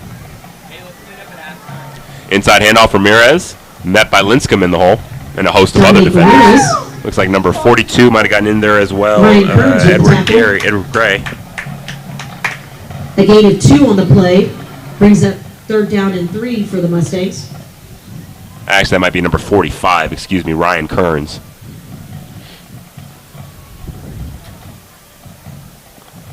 Looking to the sideline. And you can tell Jackson's talking to the coach. Yeah. He is saying he wants a certain call. Yeah. Yeah, you called it. I mean, Jackson's almost like a coach on the field. Good protection. A little bit of pressure late. Jackson's going to step up. He's going to run. Man, he's Linscomb quick. chasing him. Can't quite get there. Yeah, Jackson has good speed, too. Man. And the thing about Jackson, he's always passer first. He doesn't ever look to run, but if you give him the opportunity, he's going to take off. He is a very prolific quarterback. And Can I give you a comp? Oh, yeah. I see a little bit of Kyler Murray. Oh, I like that. You know, comp. like just he's a passer first, but I mean he can run at any moment if he needs to. I like that comp a whole lot. Inside handoff Ramirez, and he is going to and that defense is gassed. Defense totally gassed. Oh, whoa! Wow, so a little bit late. There was a pancake by number 55, Devin Freed, but it just happened so late. I almost thought it was something, but it was just him finishing off a block. But yeah, sometimes down in the trenches, you don't hit a whistle, you don't hit a touchdown, and it's just you and that guy. You know, that's why the officials, they kind of give the big fellas a little bit of benefit of the doubt. This halftime cannot come soon enough for the Mustangs. I think they just need to regroup. Yes. They can play with Cy Creek. Oh, yeah. These two teams, to me, are on very equal talent levels. It's just that Cy Creek has had the consistency. I think Brad Jackson's a huge part of that, like you said. But I think Memorial can get back into the game. I think it's going to start with coming in and just trying to figuratively punch them in the mouth with the run game. Get back to your strength. The snap is down. The kick is away. And it's good. 1 minute remains here in the first half. Our score, Cy Creek 14, Memorial 0 here on Vype Live. Memorial 0.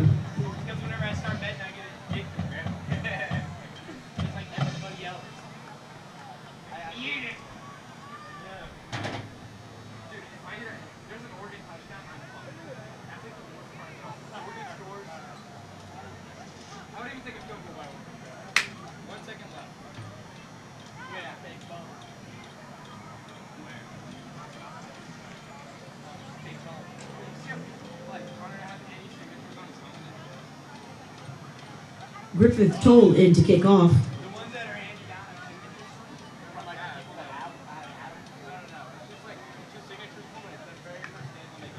Luke Boehm and Cooper Gindroff back deep for the Mustangs.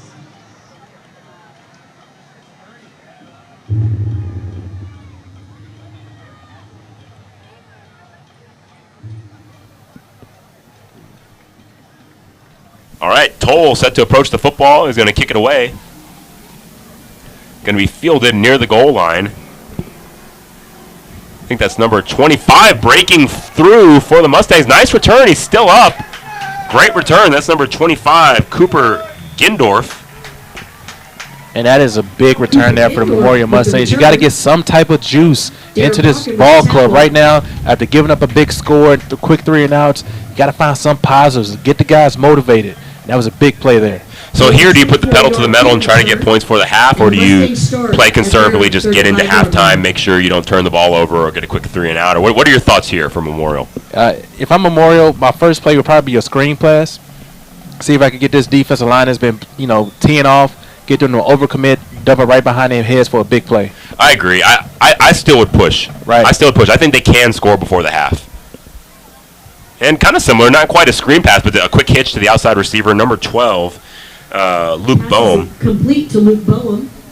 So they'll move quickly to the line. They do have 2 timeouts remaining. They're electing not to use it. Clock is Brings up ticking. Second down for the Mustangs. Salters calling signals. Empty formation. Blitz coming late. Another completion to Boehm. Out of bounds. He's going to get out of bounds. Great clock management there. Luke Bowen with the catch. Nixon Porter runs him out of bounds. Yeah, nice, really nice. Maybe this is the way to go. Just spread the offense 5 wide. You know, I know it's only been 2 plays, but right now they're able to get settled in, find some rhythm, and they might have found something here. Sometimes you just stumble upon things during the game. Blitz coming from Cy Creek. It's picked up. Again, complete to Boehm. Luke Bowen with the Yeah, reception. I agree with you to an extent, Gentry, but at the same time, you know how it is, like at the end of the half, Yeah. defense are playing softer. Yeah. You know what I mean? So it's a little bit different scheme where you can kind of get some easy Brings up completions. second But down. Safety, he's about 20 yards back. yeah, but they do look good in the empty. But again, I like to see a little run game mixed in there too. But this empty set with the strength of the protection from the O-line, yeah, you could do that. There's time again. Salter's able to stop it. He's running. He's got plenty of space. Great job. They're going to throw a penalty there. They're going to call holding down the field. Jackson And Salters that's going to with the negate scramble. what would have been a huge play for the Mustangs. That would have got him in field goal position. Caden Lacey runs him out of bounds. Flag on the play. The Cy Creek defenders doing the gritty, pointing to the scoreboard. You can tell this is a district game, man. The guys are having fun. A little bit of trash talk, but it's okay as long as you can trash talk and keep yourself composed. Blind play block. Keep it on the field. It's all good. 15 yards from the spot of the foul. Oh, what was that? What did he say, Gentry? Did you catch that? No, I can't. I'm sorry. I heard this is a 15-yard penalty, some kind of personal foul. Yeah, I don't know if it was a I think what, maybe a blocking the back. or a clip block. Yeah. So that's going to back him up, but the protection is good from the O-line. So I kind of like what you're saying.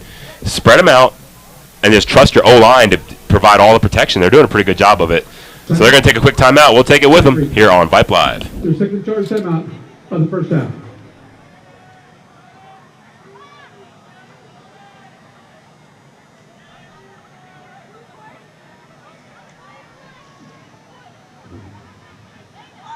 I'm up 15 now.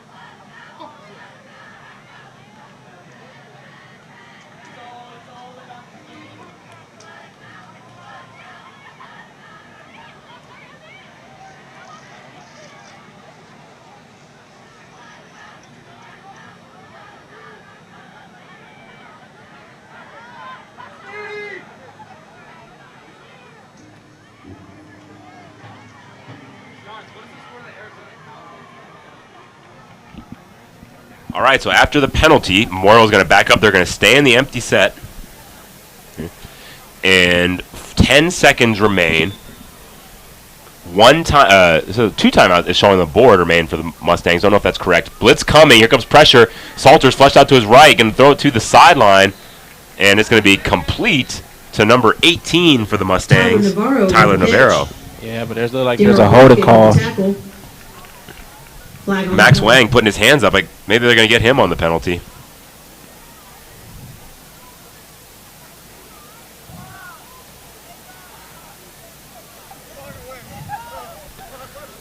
Coach Koch politicking with the official. Coach Koch, one of the fun guys in high school football. He really is a fun guy. Yeah. I mean, just a really, just got a real cheerful demeanor. Always kind of has a smile on his face. But he's frustrated. 2 straight penalties going to back his guys up. And sometimes as a player, when you see your coach that passionate, that fired up, that fires you up a little bit, makes you want to go out there and try to make a play. And I do see a player kind of on a little mini bike with a big boot on his left foot. I wonder if that is the quarterback, Chase Goodwin. All right, 4 seconds remain. Going to throw it deep, stepping up his Salters, and he's going to be sacked. Sacked there by number 91. That is Sam Houston. Sam Houston, one of the heroes of the Texas independence movement. But Sam Houston making the big play there, and that's going to send us to halftime. Our score at halftime, Cy Creek 14, Memorial 0. I think the score doesn't indicate how competitive this game is, so you definitely want to enjoy the bands at halftime, but don't go anywhere. Gentry Williams and I will bring you an exciting second half here on Vype Live.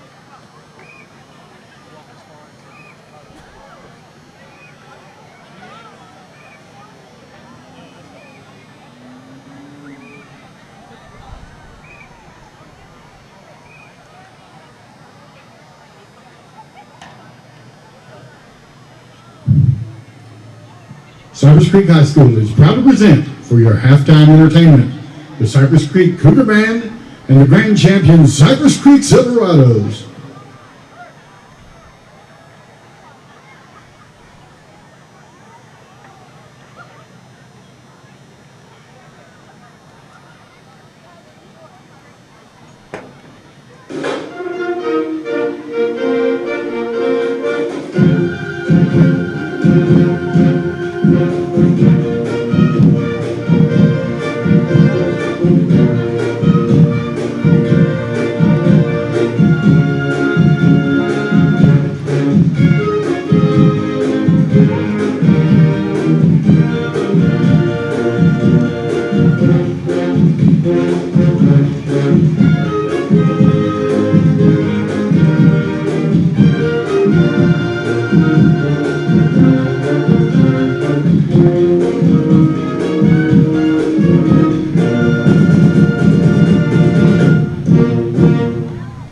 The Silverados are led under the field direction of Colonel Tania McGarity, Lieutenant Colonel Stacy Trong, Major Sidney Aubrey, Major V. Trong, Sophomore Captain Aubrey Williams, Sophomore Captain Jessa Brown.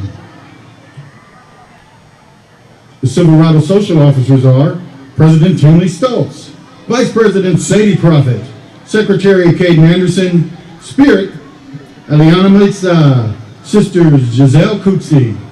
Tonight, we would like to honor the Silverado of the Week, Violetta Martinez. Spirit Girl of the Week, Brooklyn Trailer. Officer of the Week, Sidney Aubrey. The Silverados are under the direction of Kim Pieri and Assistant Karen Tarver Shively. Please welcome the Cougar Band and the Cypress Creek Silverados as they perform a military routine to mic drop.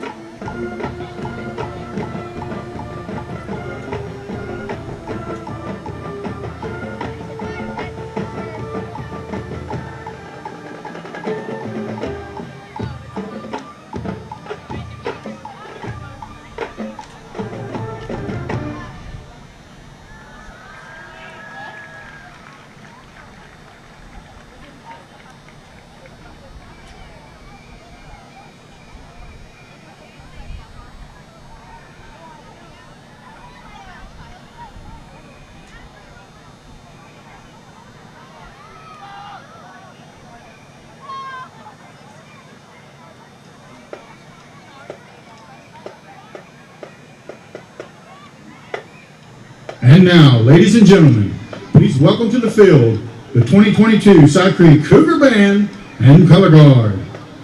The Cougar Band is led onto the field by drum majors Camille Gonzalez, Hernan Lee, Cole Ogden, and Joshua Richardson. Tonight, the Cougar Band will perform part of its 2022 UIL competition show, Building Blocks. The sections of the week is the clarinets. Section leader for the clarinets is Camille James.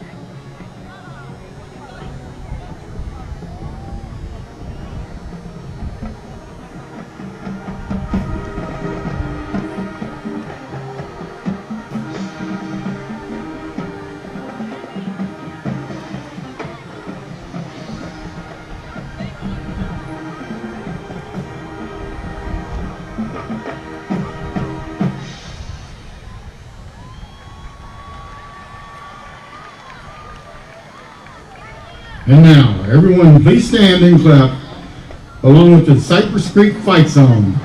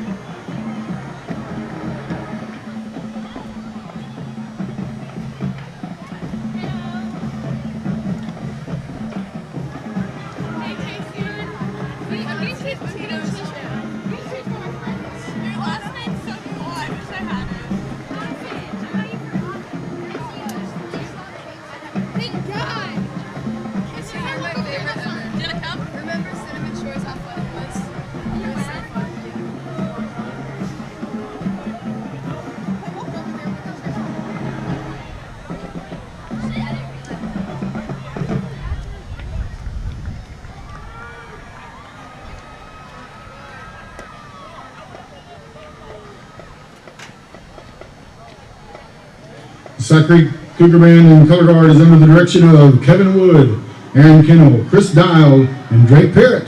The band would like to thank the faculty and staff at Sac Creek as well as awesome band parents for their continued support of the program. Go Cougars!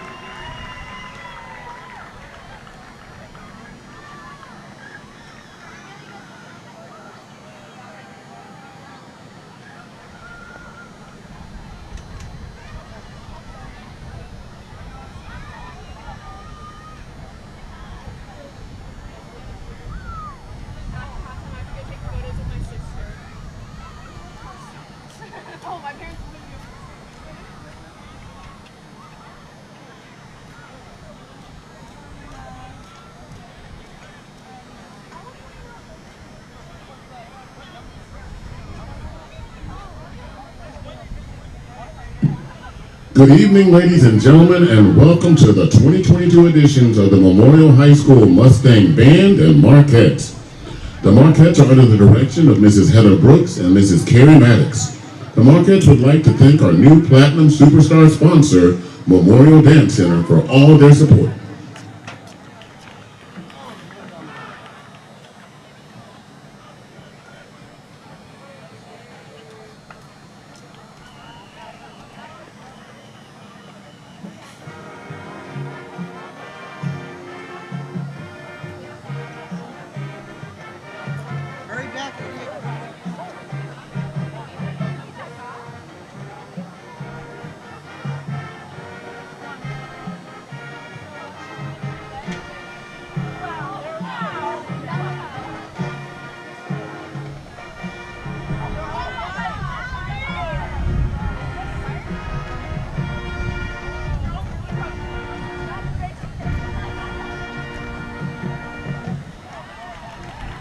The Marquette officers are Major Aubrey Moak, Assistant Major Maya Sy, Senior Lieutenant Emily Newell, Junior Lieutenants Lena Christian and Chloe Wynn, Presidents Catherine Harrison and Caitlin Zhu, Vice President Hannah Rappold, Line Mom Gwen Parrish, Social Chair Reese Scarborough, Historian Emily Schmidt, and Secretary Juliana Shivek.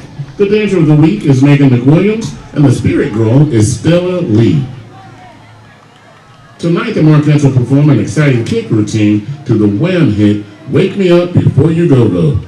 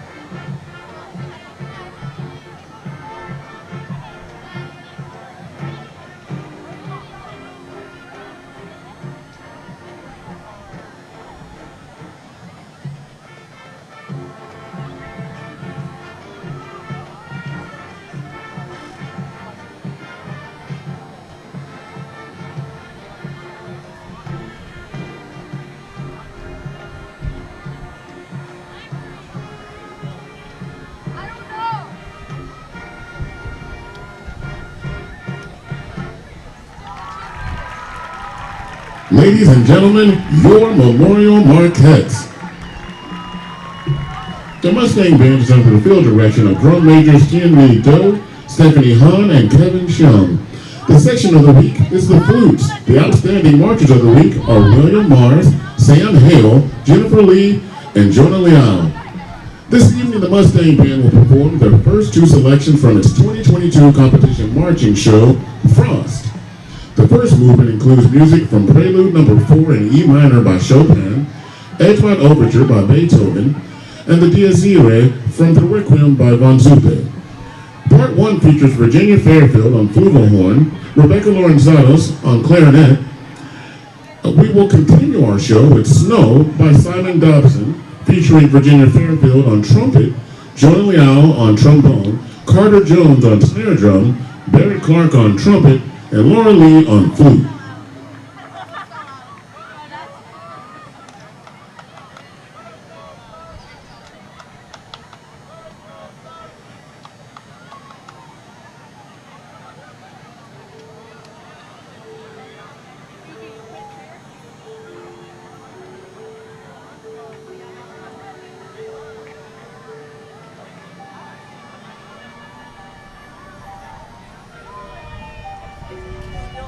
Can you do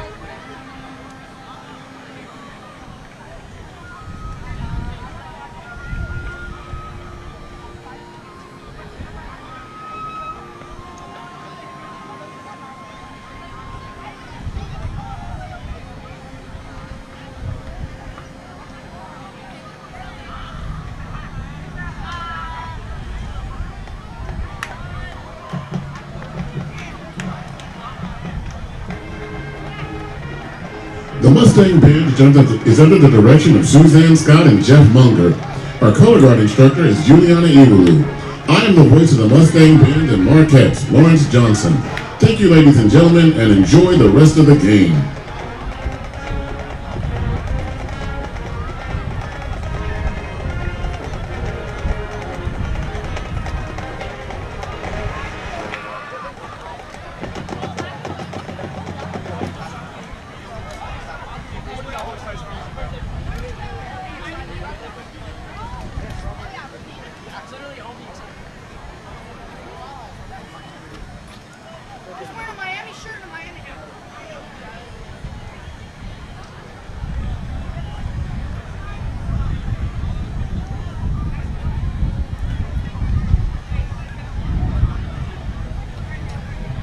Spring Branch ISD Athletics would like to thank Memorial Hermann, Memorial City for their support as our official healthcare provider. Memorial Hermann provides low-cost physicals to all of our student athletes each semester, with over 1,000 students a year benefiting as a result. Memorial Hermann also provides training for our coaches in performance testing, sports nutrition, strength and conditioning. With the funds we receive from Memorial Hermann, we have been able to provide our elementary and middle school students with numerous opportunities to participate in programs and activities here in Spring Branch, throughout the Houston area, and on local college campuses. Our high school students also profit from Memorial Hermann's generosity, as their grant provides opportunities with numerous universities for our future leadership academy. Our thanks to Memorial Hermann.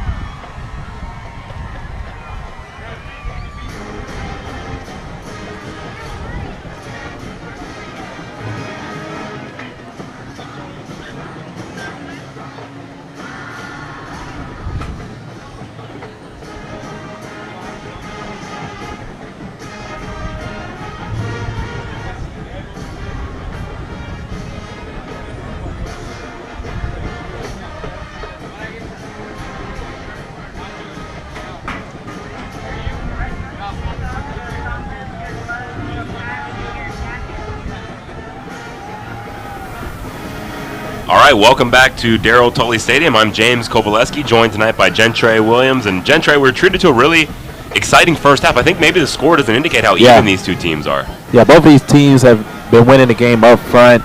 And with Side Creek, their quarterback play with Jackson has been a big difference of the game so far. Able to get a big play down here on the sideline and continue to make drives. But for Memorial, they just got to stop turning the ball over. They had a couple of opportunities in the red zone, but they just got to find their footing, get back to the ground game, and who knows, this could be a barn burner down the stretch. Yeah, so football is a game of adjustments, and so, you know, if you're Side Creek, you're probably not going to adjust much, you know, going to keep it going, but you mentioned the run game. I mean, what do you see Memorial specifically changing in this half, trying to get back in the ball game? Run behind Max Wayne. Utilize his size and his strength, and utilize your running backs. Your quarterback right now, he's struggling just a little bit. You know, he's getting plenty of time to throw the football, but he's just struggling back there. Go to the running game. Maybe you can set up for some play action, get these safeties to sneak up and throw it right behind their head there later on in the football game. All right, short hanging kick, going to be fair catch called for and made. Looks like number 12, Luke Bohm. Luke Bohm calls for the fair catch. All right, so the Mustangs drive will start at the 25-yard line. 25. Max Wang, big number 79. You'll see him coming out here momentarily. Big right tackle, the junior. All-district player, 6'5", 320 pounds. And we will see. We will see if there's a handoff inside here to number 34, Ethan Spears.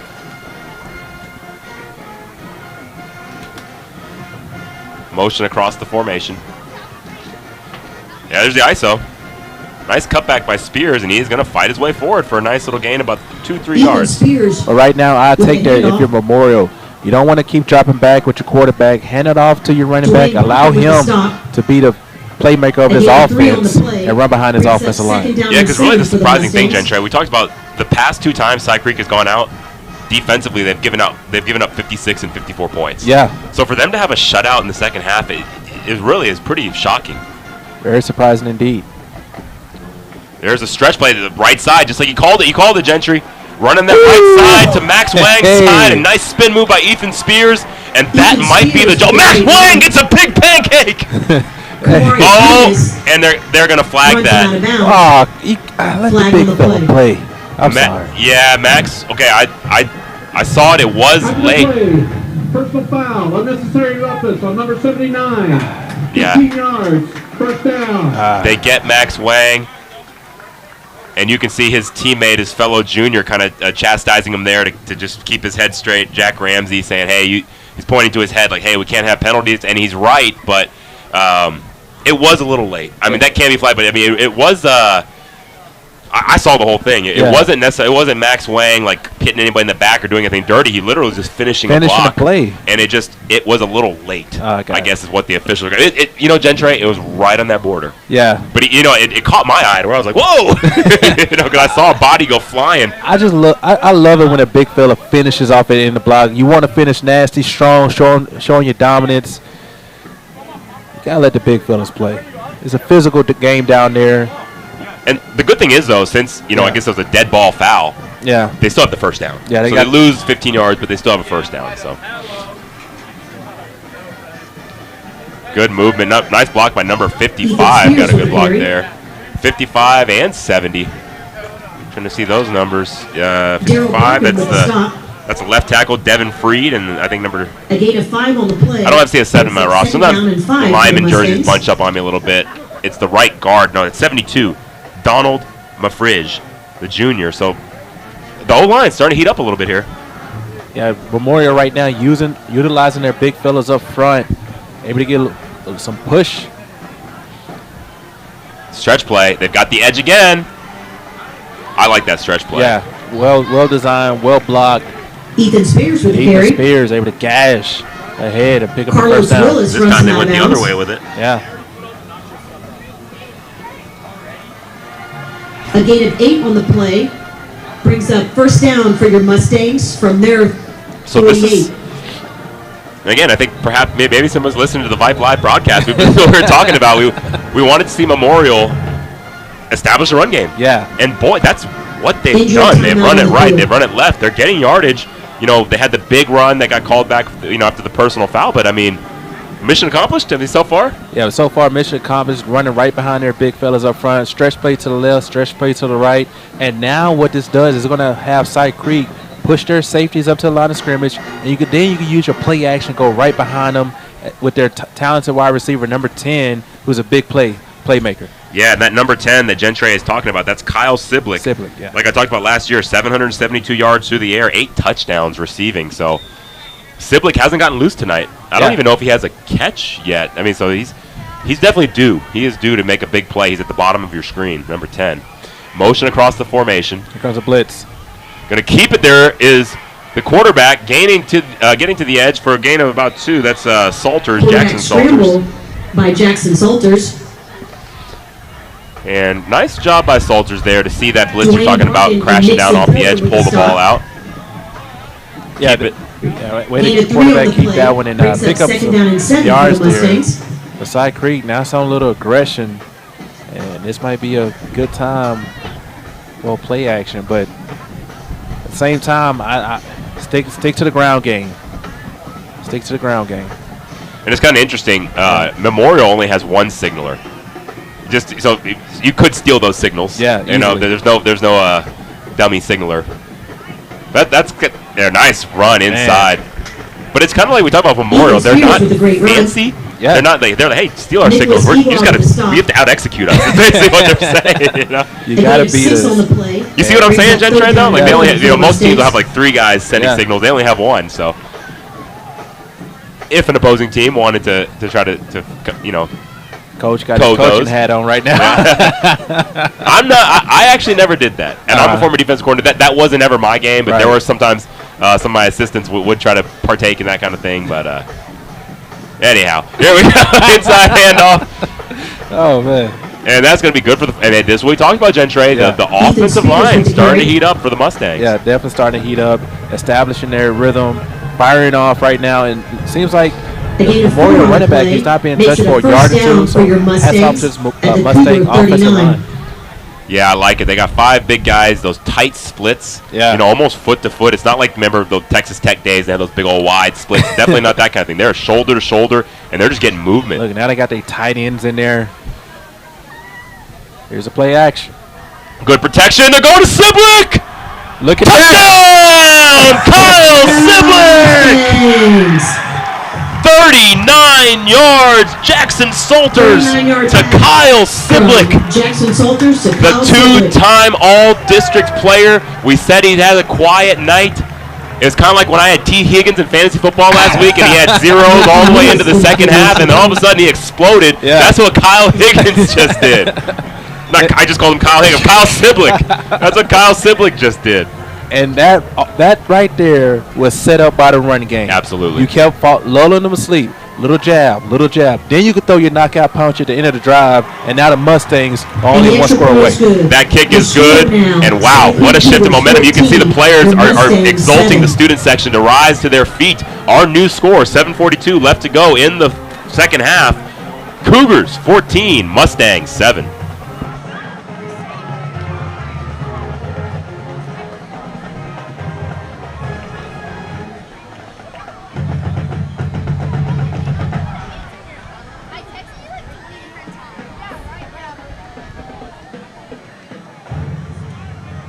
Matthew Lewis in for the Mustangs to kick off.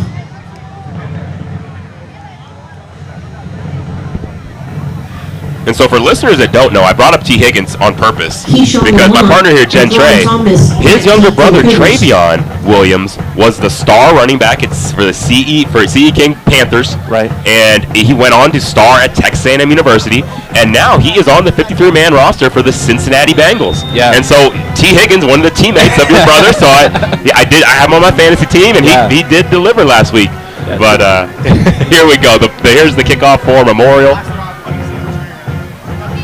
Fielded around the 15, working his way back, trying to get across the field is number 6. He'll be brought down violently by number 42 for the Mustangs, Edward Gray. And I'm just curious, does Travion give you any good T. Higgins stories? T. Higgins, he's just a good guy. A lot of the Bengals players, man, it's a good group. they're not a big time party group. Yeah. A lot of guys like to stay at home. Probably not a lot of good partying in Cincinnati. It's a different group. It's a different vibe out there, man. These guys, they like to play Madden a lot. That's awesome. You know, but it's a brotherhood. That's great. Those guys are very close, very tight-knit group, and wouldn't be surprised if they turn things around very quickly in Cincinnati. Absolutely. A little bit of a slow start, but I could definitely see them returning to the Super Bowl. Brad Jackson calling signals, and there's going to be a procedure penalty. It's going to be hard, though. We talked about this at halftime. Yeah. To get out of the AFC with the way the Buffalo Bills are playing. Man. Not just the Bills, man. That entire AFC division with the Browns, the Ravens, and the Steelers. It's just tough in that division. And the AFC in itself, it's going to be a dogfight. Absolutely. All right, so turning our attention back to high school football, it's going to be a 5-yard penalty. First and 15 here for the Cougars. First down and 15 for the Cougars. 3-4 defense here for the Mustangs. And they've really widened their outside backers, Gentry. They're trying to take away some of that quick game. But again, it's going to be complete to Rashad Richardson. And he's going to be run out of bounds by number 11 to Rashad Richardson. For the Mustangs, Mason Sanders runs him out of bounds. And I said that in simpatico with the public address. Now that's pretty cool. I said Sanders right there. 15 on the play. Makes it a first down for the Cougars. First and 10. Jackson calling signals. Now only a 7-point lead. Quick throw, a little bit behind. That's one of the few misses for Jackson, but it's still complete. That's completed to Kirby Sims. Him and his rhythm are just a little bit off there. They're going to have to get that timing down, but right now, Cy Creek starting off just like they did in the first half. Makes it a using these second quick down and 5 passes for the to Cougars. slow down his defense. They're trying to double move. Jackson scrambling. He's going to run. Brad Jackson with the Kyler Murray's number 7, right? 1. Oh, he's 1. Okay.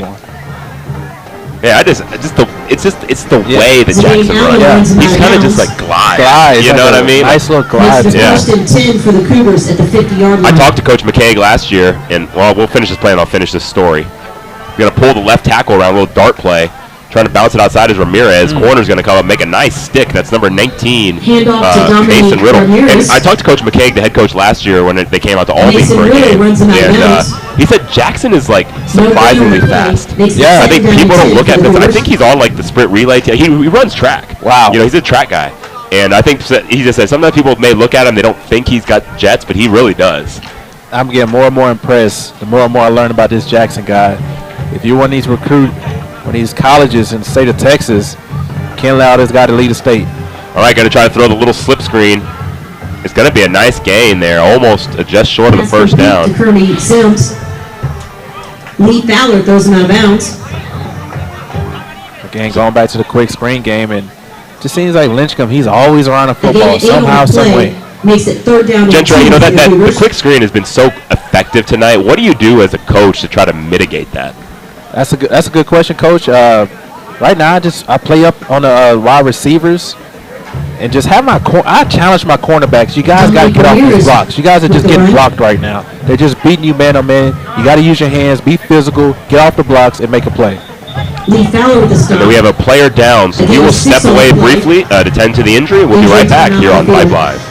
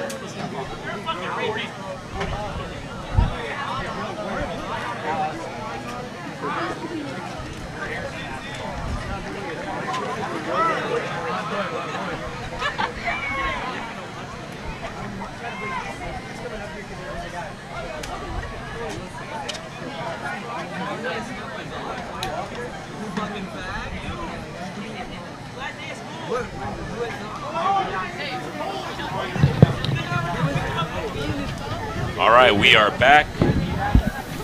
back. First and 10 for the Cougars. They've moved and now into Memorial territory. Dropping back to pass. Jackson going to escape again to the right. And he's got the sideline. He's going to cut it back and slides down. I am loving Jackson right now. This kid Brad is Jackson special. with the That was a carry. perfect slide. I was thinking the same thing, Gentry. Mason Rowe Most brings it high school down. players, A junior. he's just so polished. Most high school players don't slide like that. That was You know, perfect. it's like he's an NFL quarterback. It's like just incredible. Inside handoff for Ramirez. This is a really nice drive. Yeah. Really nice drive for Cy Creek. And they've got all the momentum right now Handoff to on this Dominic drive. Ramirez. I think if you're Memorial, you're at the point where you're just having to sell out, try to strip the ball out of there. Yeah. I know you said Kyler Murray Again, a earlier. 9 Yeah. on the play. Brings up And second again, down and 1 we're for the not saying Cougars. these guys on this level, but just from how he's poised, how he understands when to slide, uses quickness, delivers good, accurate balls. I'm going to go Russell Wilson, a younger Russell Wilson when he was at Seattle. All right, Jackson handing off inside. Ramirez working over to the left. He's going to be stopped short. I think it might be enough for the first down, though. So this is going to be a really tough situation. Yeah. First and goal from the 1 yard line. Luke Bittner with the stop. I like what you told me last year, Coach. Again, I a don't 2 know. on the play. Quarterbacks Makes need- it You read first my and mind. goal for the Cougars. Dang, JJ, we were on the same page. I was thinking that. I was just about to say Coach Cobo's favorite play in football is the quarterback sneak. There's the handoff, and that's why. Yeah. And it's great second effort there, but Ramirez gets in there for the touchdown, but he was met in the backfield because you're snapping it backwards. You got guys flying off the edge. But hey, great job there by Ramirez. Even though he's contacted in the backfield, he fights his way forward, and he's going to plunge in for the 1 yard touchdown, making our new score Cy Creek 20, Memorial 7.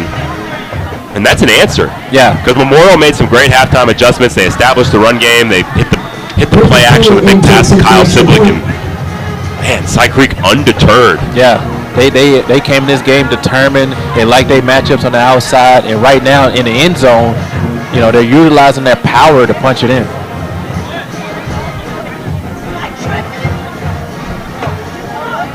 All right, the kick is away. And it's good. Cooper Gindorf back deep for the Mustangs. All right, welcome back. Gentry and I were talking during the break. I mean, is this going to put pressure on Memorial to abandon the run game, which they established the one now that they're back behind 2 scores, and now you're down to 4:38 left in the third quarter? Yeah, that's a good question there, Coach. And if you're Memorial, you still got plenty of time, over 16 and a half minutes to go here in this football game. Continue to run the football. Who knows if Cy Creek offense could, possibly turn it over or anything like that. Do what you do well. Do what got you in the end zone. Totally agree there. So we will see what Memorial does. They've got Siblick, the deep threat. Yeah. So maybe that was the recipe last drive. Run game, dial up play action to Siblick, and it played off for a big touchdown pass. But we'll see. Time becoming a little bit of a factor, but I agree with you. I wouldn't let it impact my decision making quite yet. Yeah. We're still in the third quarter, 12-minute quarters here, Texas high school football. So there's still a ways to go. But I think Memorial, I do feel like they're going to need some kind of big takeaway. Yeah. I think they're going to need to force a turnover to get back into this game as well. Yeah, if you're the leader, that captain of that defense, Lynchcomb, everybody's looking at you. You got to find a way to stop this offense. All right, but Memorial is going to come out here. They're going to run an ISO play. Oh, great job filling. That was a great job there by number 44 for the Cougars. That is Carlos Willis Jr. Handoff to He Cooper just filled and Gindorf. made the play and met him physically there, right in the middle of Nicholas Ego with the stop. the A-gap. A gain of 4 on the play. Brings up second One of the down and offensive 6 linemen is for going to have to Mustangs. come out. His helmet came off. It's number 72 for the Mustangs. The right guard, Donald Mafrige. See if the Cougars take advantage of that. Send some pressure up that way.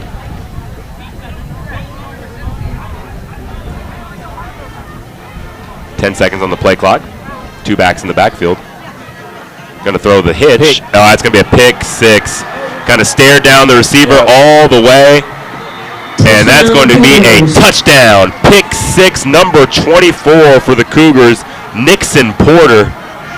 making the big play, and that is deflating. Yeah, that's very deflating, but Nixon Porter made a heck of a play on the football. He broke off at the top of the route, and he jumped it just in time, and he took it to the house.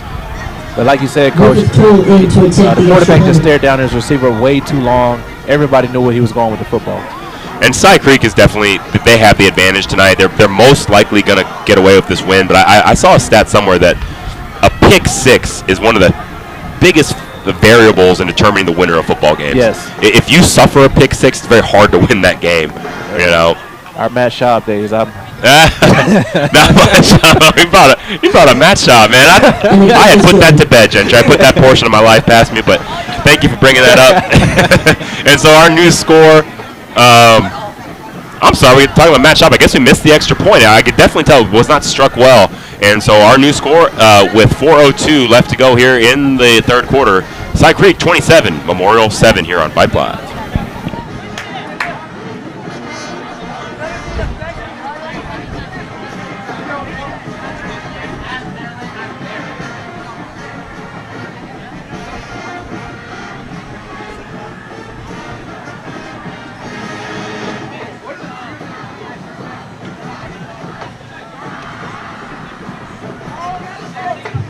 Griffith Tool in to kick off. Cooper Gendorf back deep.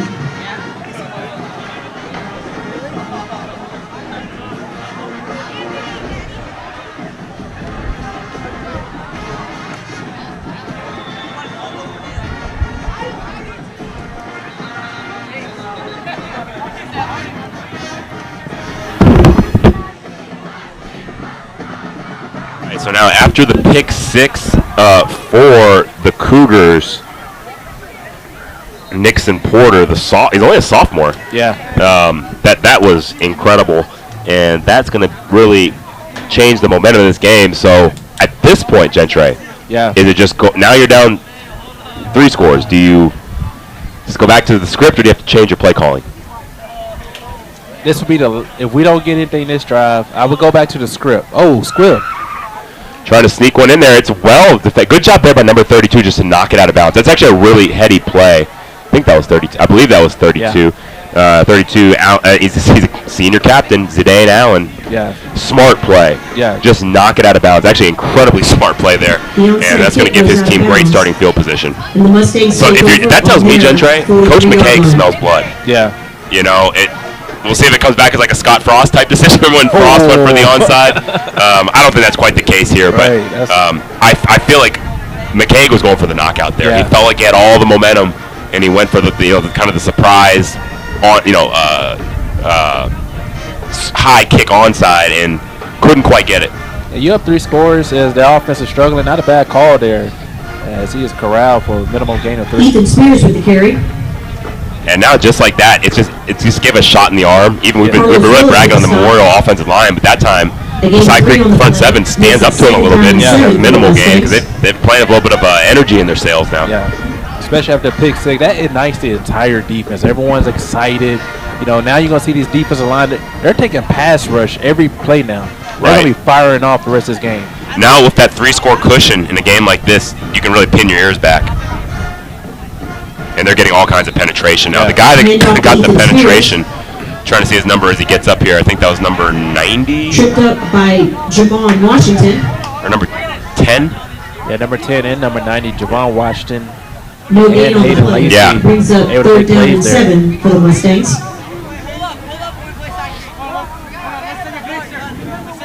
This is a critical 3rd down here for the Mustangs. Just under 3 minutes to go here in the third quarter.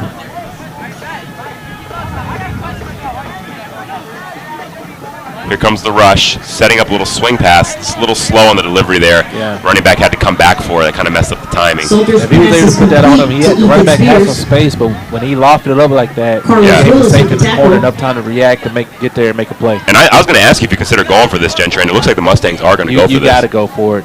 Under 3 minutes to go here in fourth quarter. 4th down and 5 for the Mustangs. You know, they've been struggling the last couple of possessions against Cy Creek. You got to inject some type of life into this offense. They're going to come out in a spread set. Y'all number 1 in the Protection is good. Gonna hit the H-back coming across the middle. He's got space. He might go. One man to beat. Fighting back inside. That pass was complete. No flags to number 37, William Fowler, the halfback. Fowler with that great reception.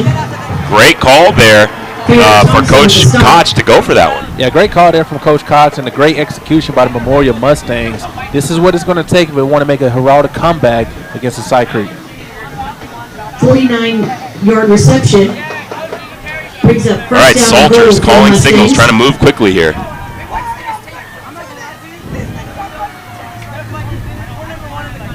Double ISO play. A lot of space, and he's going to fight into the end zone. Number 34, the senior captain, Ethan Spears.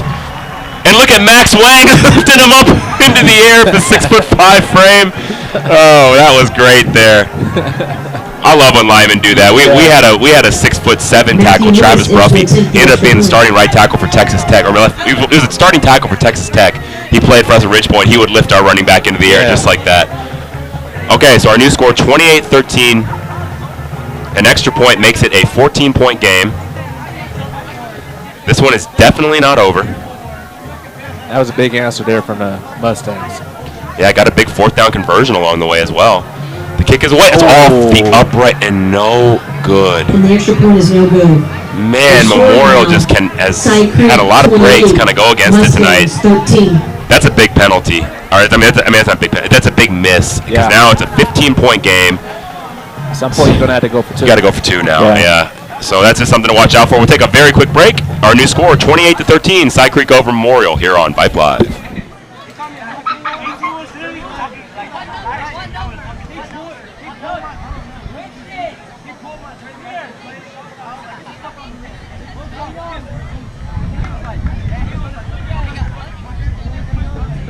Matthew Lewis in to kick off for Memorial.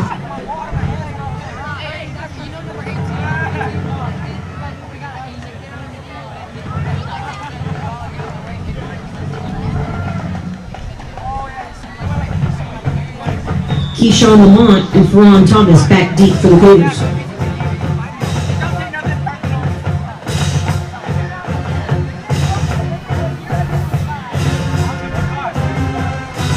All right, Memorial set the kick. Maybe they'll try a little surprise onside. And yeah, they're going to hang it up, trying to run over there. Oh, had a chance, and that's going to go out of bounds, so that'll be a penalty on the Mustangs, but pretty well executed. It goes out of bounds.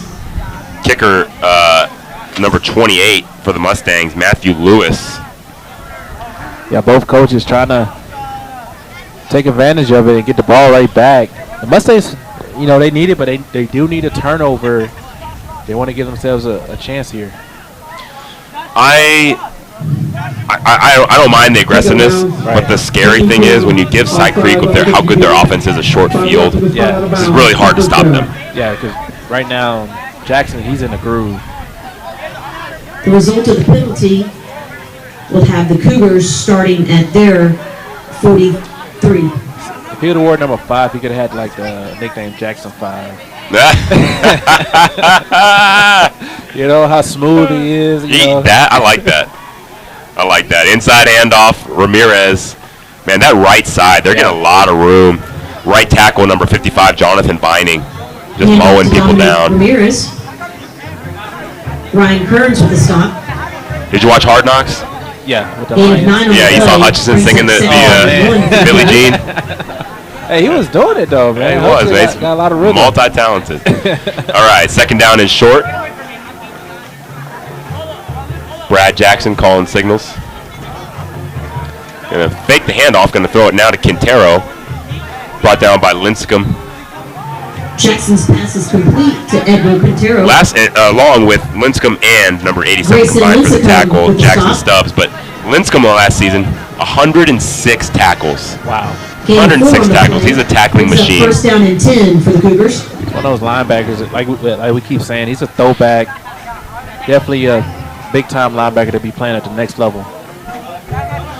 Inside handoff. It's that right side, Gentry. They're sealing it off every time. Yeah. Dominic Ramirez with the defensive end on that side of football. Grayson Lincecum with the stop. You might want to come to your coach, be like, hey, they're doubling me. Might want to squeeze another defensive Gain of tackle 4 here, on the take play these brings safeties up off the second down field. and 6 for the Cougars. Yeah, what I would do, Gentray, I would slant to the left. Yeah. Just so my defensive end is getting wider to turn stuff back inside, because obviously he's getting engulfed. Right. You know, there's no edge there. Yeah. And so I would slant that direction or bring a linebacker off the edge or something to stop Cy Creek from getting around that right side so easily. Because I would rather, force them back inside, make them mix it up where Grayson Linscomb is. Yeah. Run it up the middle where Linscomb can go fill that hole. But that'll do it for the third quarter, so we'll take a break here. 12 minutes remain. Cy Creek 28, Memorial 13.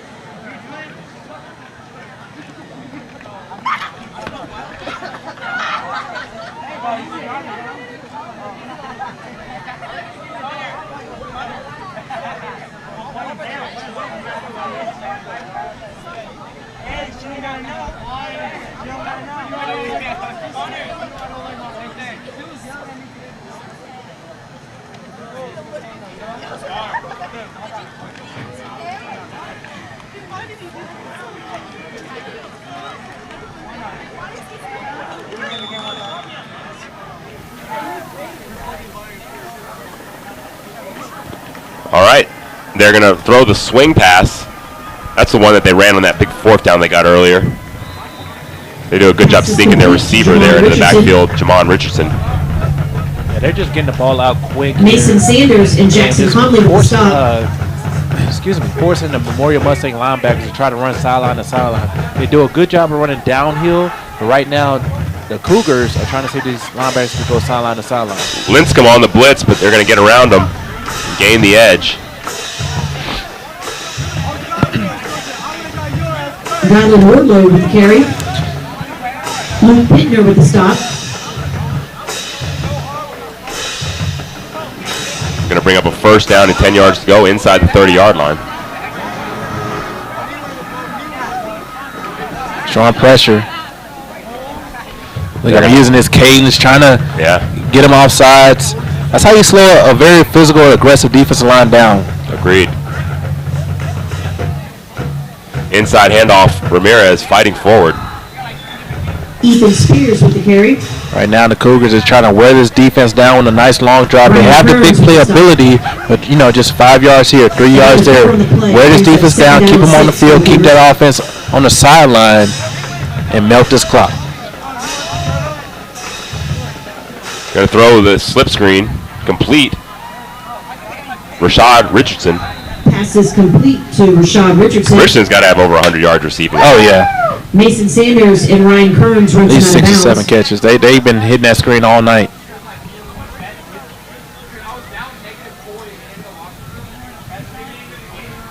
I think for the fact that, I'll elaborate after this play. Jackson's calling signals. Going to hand it off inside. Nice surge by the offensive line. It's a good run. I think the fact that Memorial likes to play with a lot of cushion, which means they play off of the receivers. Yeah. I think it's a bad matchup for Cy Creek. Yeah. Because Cy Creek is so good at those little slip screens. And that's Zachary perfect Green against and off Ryan coverage. Kearns with the Right. stop. And so I think that's why it's been a tough matchup tonight for Memorial. 5 on the Just play. the way that they play their defense, I think Cy Creek has a good answer for that. And Linscomb coming out, I think maybe just fatigue. I think he's gassed. He's left it all out on the field. Inside handoff, and there's an opportunity. Yeah. Getting a lot of penetration there was one of the defensive linemen, number 87 for the Mustangs. He was able to kind of get penetration. That's Jackson Stubbs. Jackson Stubbs. He's a senior captain nose guard. Right now, and if you're the Cougars offense, pretty sure they're noticing 44 is not on the field. And I wonder, Coach McKaig has done some aggressive play. I wonder if they'll go for it on fourth down here. Try to send a knockout punch. I doubt it. I think they'll go for the 3. Jackson bootleg, putting it up. That was a beautiful ball. Richardson, really nicely thrown. Well covered, no flags. That's number 22 on the coverage. Jackson Conley. Jackson Conley. I think they're going to kick it because that'll make it 31-13. Yeah, so that'll make it a three-score game. I think that's what you got to do. And the kicker, he has a leg for it. A couple kicks has been kind of short, but he definitely has a leg. They have missed. I had one blocked, and did they miss one other? I can't recall. I remember definitely initially they had one blocked early in the game, but here we go.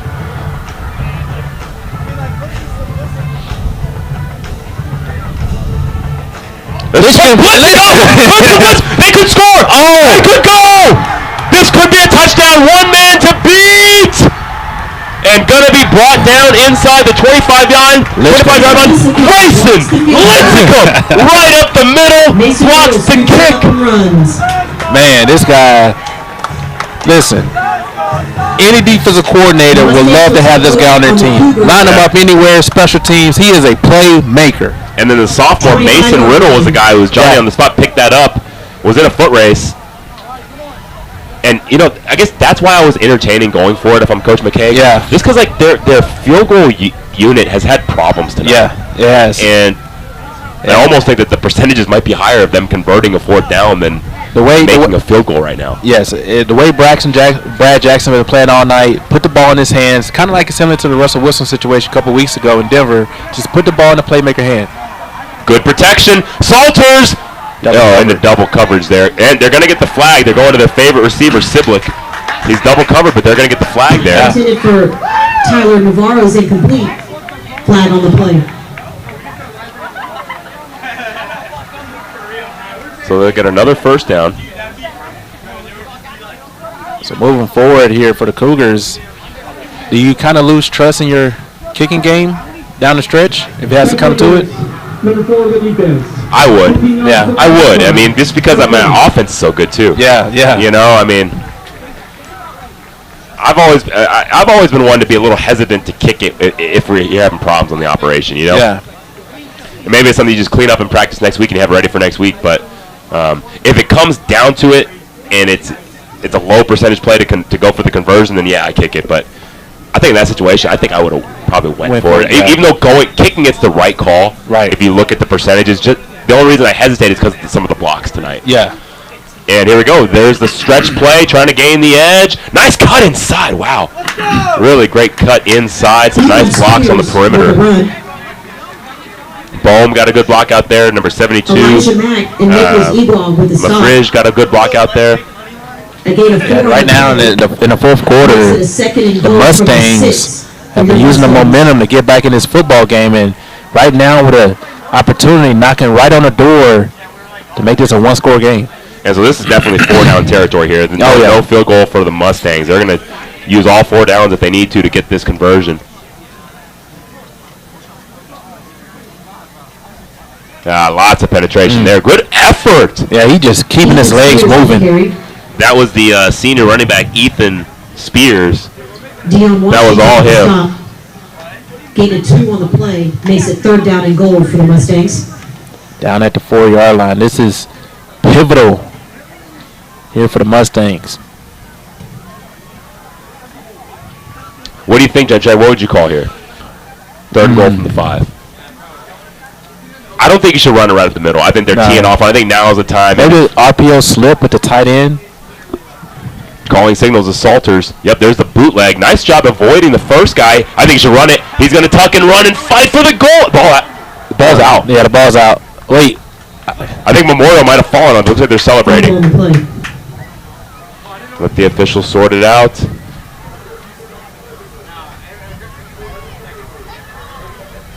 Oh, right there on the 1. I was saying, I like that call. I say I want to get Salters on the move, on the perimeter, and he did a nice job avoiding that initial pressure off the edge. At this point, I either, you know me, I'm sneaking or I'm running it. Yeah. I trust that big old offensive line. He's behind center. They may be going for the sneak. Where's the ball at, Gentry? How far? It's right there. It's only I sneak it. Yeah.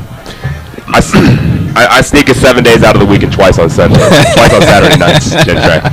It's right. The nose is right there. Yeah. You just trust your center and your guard, and you just fall in behind him, and you get this big touchdown. And also, Salters is a good athlete. Yeah, he's shown himself to be courageous and strong running the football. So I mean, he's a really good athlete. And you know, if you want to get a little creative, put Max Wayne there at fullback and just hand it off to him and let him fall forward. You know what? I like the idea, but I gotta be honest with you. Yeah. I don't like that. just because I've been on teams we've tried. Yeah. Taking a handoff isn't as easy as you think. Yeah, you know what I mean? It's not. You know what I'm saying? So takes practice and reps. when you get the big guys in there, you try to do that kind of stuff. Sometimes you risk a fumble. Yeah. I think that's the last thing that you want. I want Max Wang clearing people out. You know. So, but here we go. This is going to be it. This is a formation I thought they'd be in most of the game, and they really haven't. But they're under the center. They got 2 tight ends and a fullback. The only lone receiver at the bottom of your screen is Siblick. This is what reminds me of Memorial football. Yeah, right here. The years past that I've seen them when I was coaching. Well, the first game I covered them. This is how they lined up. I formation. They didn't really run too much spread offense. So Coach Koch is having a long conversation here with the officials. I'm curious what the confusion is. Oh, he's really upset. Wow, Koch, he's giving it to that official. maybe he thought they recovered it in the end zone. Yep. I would agree. And now the official's going to have to go over to Coach McCaig and make it shoot out by Coach McCaig. Now, this is the line of an official. He's going to have to go explain to Coach McCaig what the result of the play was. Coach Koch was so upset. I almost felt like, wow, are they going to give this ball to to Cy Creek? But that's not the case. Looks like they're setting up here for the 4th down play. This is where I wish we had field mics that could hear what was going on. Just us, maybe. I don't know. We probably can't publish it. All right, here we go. I think it's a sneak, Gentry. It has to be a sneak. Salters, under center, calling signals. They're going to sneak it. He's going to get a push from behind from his fullback. And it's going to be a touchdown. The push from Fowler. You see Fowler celebrating there. Gets Salters into the end zone. You see the big left guard number 66, Jack Ramsey, celebrating. That feels good for an offensive line. I was an offensive lineman in high school, believe it or not, looking at me now. Yeah. But that feels good. Yeah. When you can just pound one into the end zone. Right now, do you go for 2 now, or do you just kick the extra point? I don't really think it necessarily matters, but most people will always take the points now. Yeah. You just want to push it down the road as far as possible when you have to go for that 2-point conversion. So, I guess I would kick the extra point. Oh. Yeah, that's what they're going to line up to do here.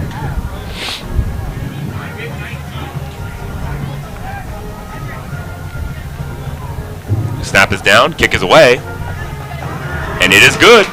All right, so it's a 1-score game. Our score, 7:19 left to go in the game. Cy Creek 28, Memorial 20 here on Vype Live.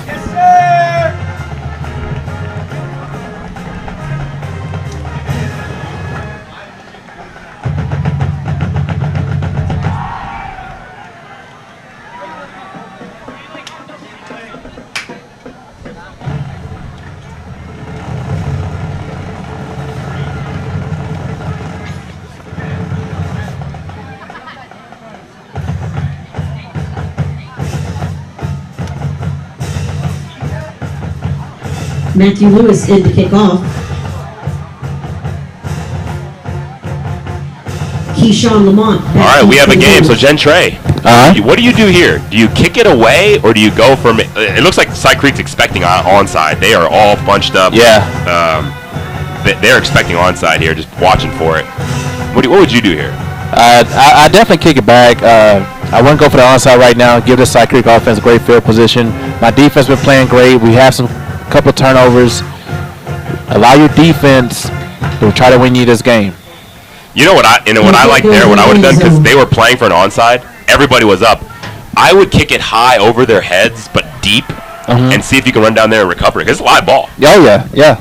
I mean, that's what I would, because I still feel like even if you're going to recover for an onside with your front guys, you still need people back in case a team tries that. Yeah. And Cy Creek really didn't have anybody back, so that might be something to consider to work on. I just kind of saw that opportunity there, but here we go. So I like this, like you said. I would not have tried the onside. I like having my defense with an opportunity to play in good field position, right? Which they haven't had this a lot recently. Maybe get a quick 3 and out. Yeah, you just got to trust your guys. It's going to come down to can they stop these quick screens, because that's been tough. And then that right side edge, Lincecum busts through and makes the tackle, but Gentry, it was the same problem. Yeah, the right side's getting sealed off every time. who's at number 55 for the Cougars. Gain of 4 on the play. I think that's Jonathan Vining. Yeah, Jonathan Vining. He is just doing an excellent job of sealing off here on that right side, and they're going to keep going back to it until the Mustangs make an adjustment. I would play my defense again. Like I said, I'd play my defensive end wide. Yeah. And make them mix it up on the inside because you get the edge. It's tough. Yeah. That what that does, if you push defense in wide, that forces him back into Lynchcomb, and he's able to make a play every time. There's the head up. Great job. 86 coming flat down line of scrimmage. That is James Klingberg, the junior, stepping up and making a huge play. Yeah, James Klingberg, past couple possessions, been getting walled off that time. He's able to get there in the backfield, make a play. Sometimes you just got to win your matchup at the right time. 3rd and 6. We'll see what Coach McCaig dials up here for his offense. They're going to throw this quick screen. They're ready for it. They're ready for it. And that's the other way you stop it, Gentry, is your outside backer responding faster. That's number 84, Luke Pittner. Pass broken up by Luke Pittner. See, in that situation, it'd been a good time to go for like a little fake screen, get your guy out going deep, with them linebackers with position. But here we are, 4th and 6. We got a ball game here. Yeah, we got a great ball game here down the stretch. Pivotal punt, and pivotal that Memorial fields this. You don't want to have it bounce over your head and give up a lot of extra yardage. Oh, Lincecum's coming. He gets, that's holding. Lincecum got tackled. Wow, that should have been called a hold. That's going to be fielded.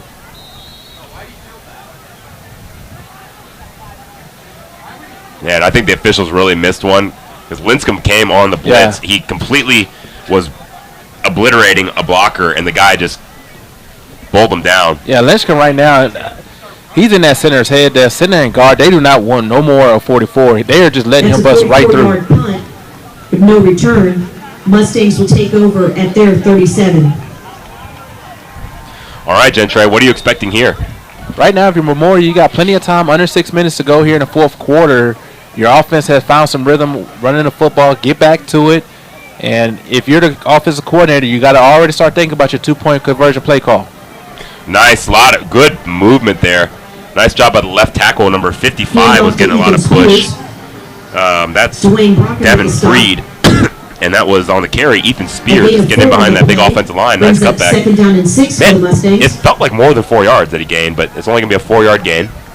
Yeah, right now Memorial, in this second half, they've established a run game, something we thought they'll be doing from the start of the game, and it's been very pivotal for them as they now are only 1 score away from tying this up.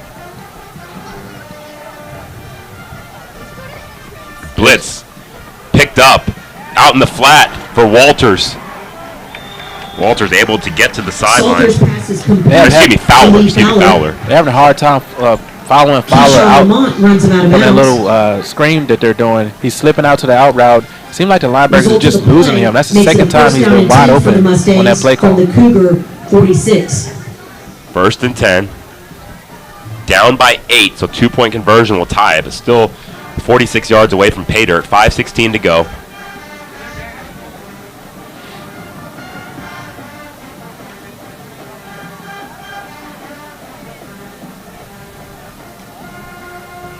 It's got to be a run.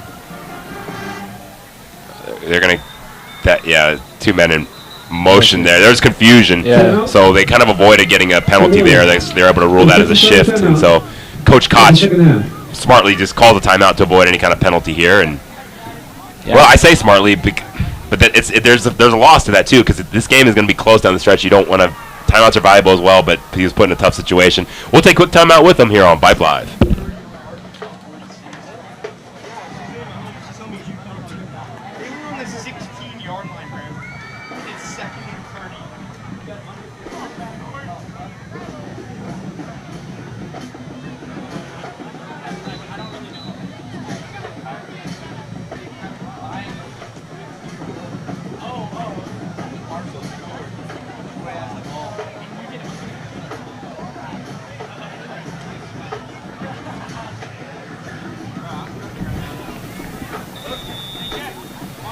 All right, so Memorial down to only 1 timeout here. Had to burn another one. A little bit of confusion there on the motion. That that could come back to bite them if they need it late in the game, but we'll see here. Double blitz coming from both backers. Short gain on the stretch play.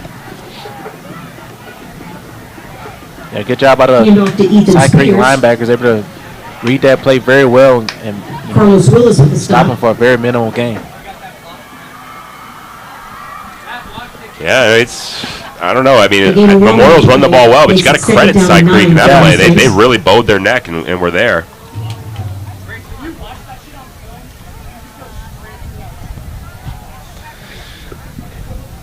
All right.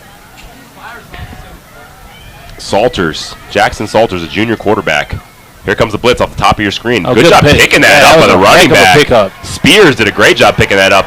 Salters looking downfield. That was a pretty good throw. A little bit behind the receiver, but Salters catchable, pass intended for intended number 18, Tyler For Navarro. Bowen falls incomplete. Yeah, that was a beautiful throw, but great blitz pickup by number 34. He met the linebacker right there on the edge.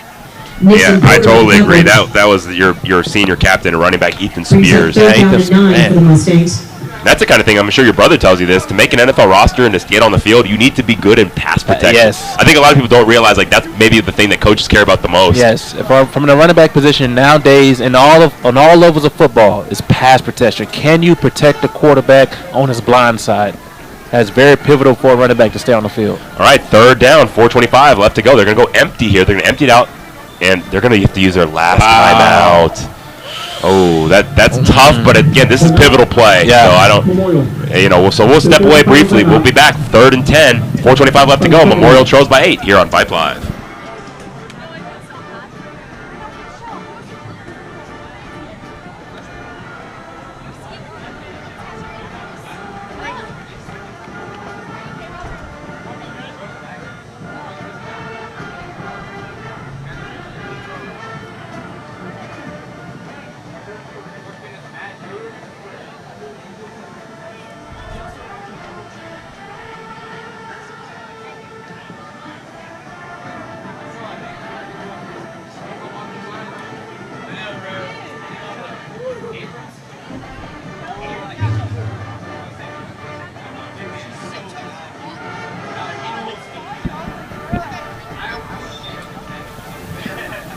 All right, we are back. So a couple of plays of confusion on the formation and motion, and Memorial's burned all their timeouts. It's kind of uncharacteristic of a Memorial team to burn timeouts early, but they're gonna have to convert here. They can't get this ball back to Side Creek, because Side Creek right now understands with no timeouts they can run the clock as low as possible. Gonna go empty, 4-man rush.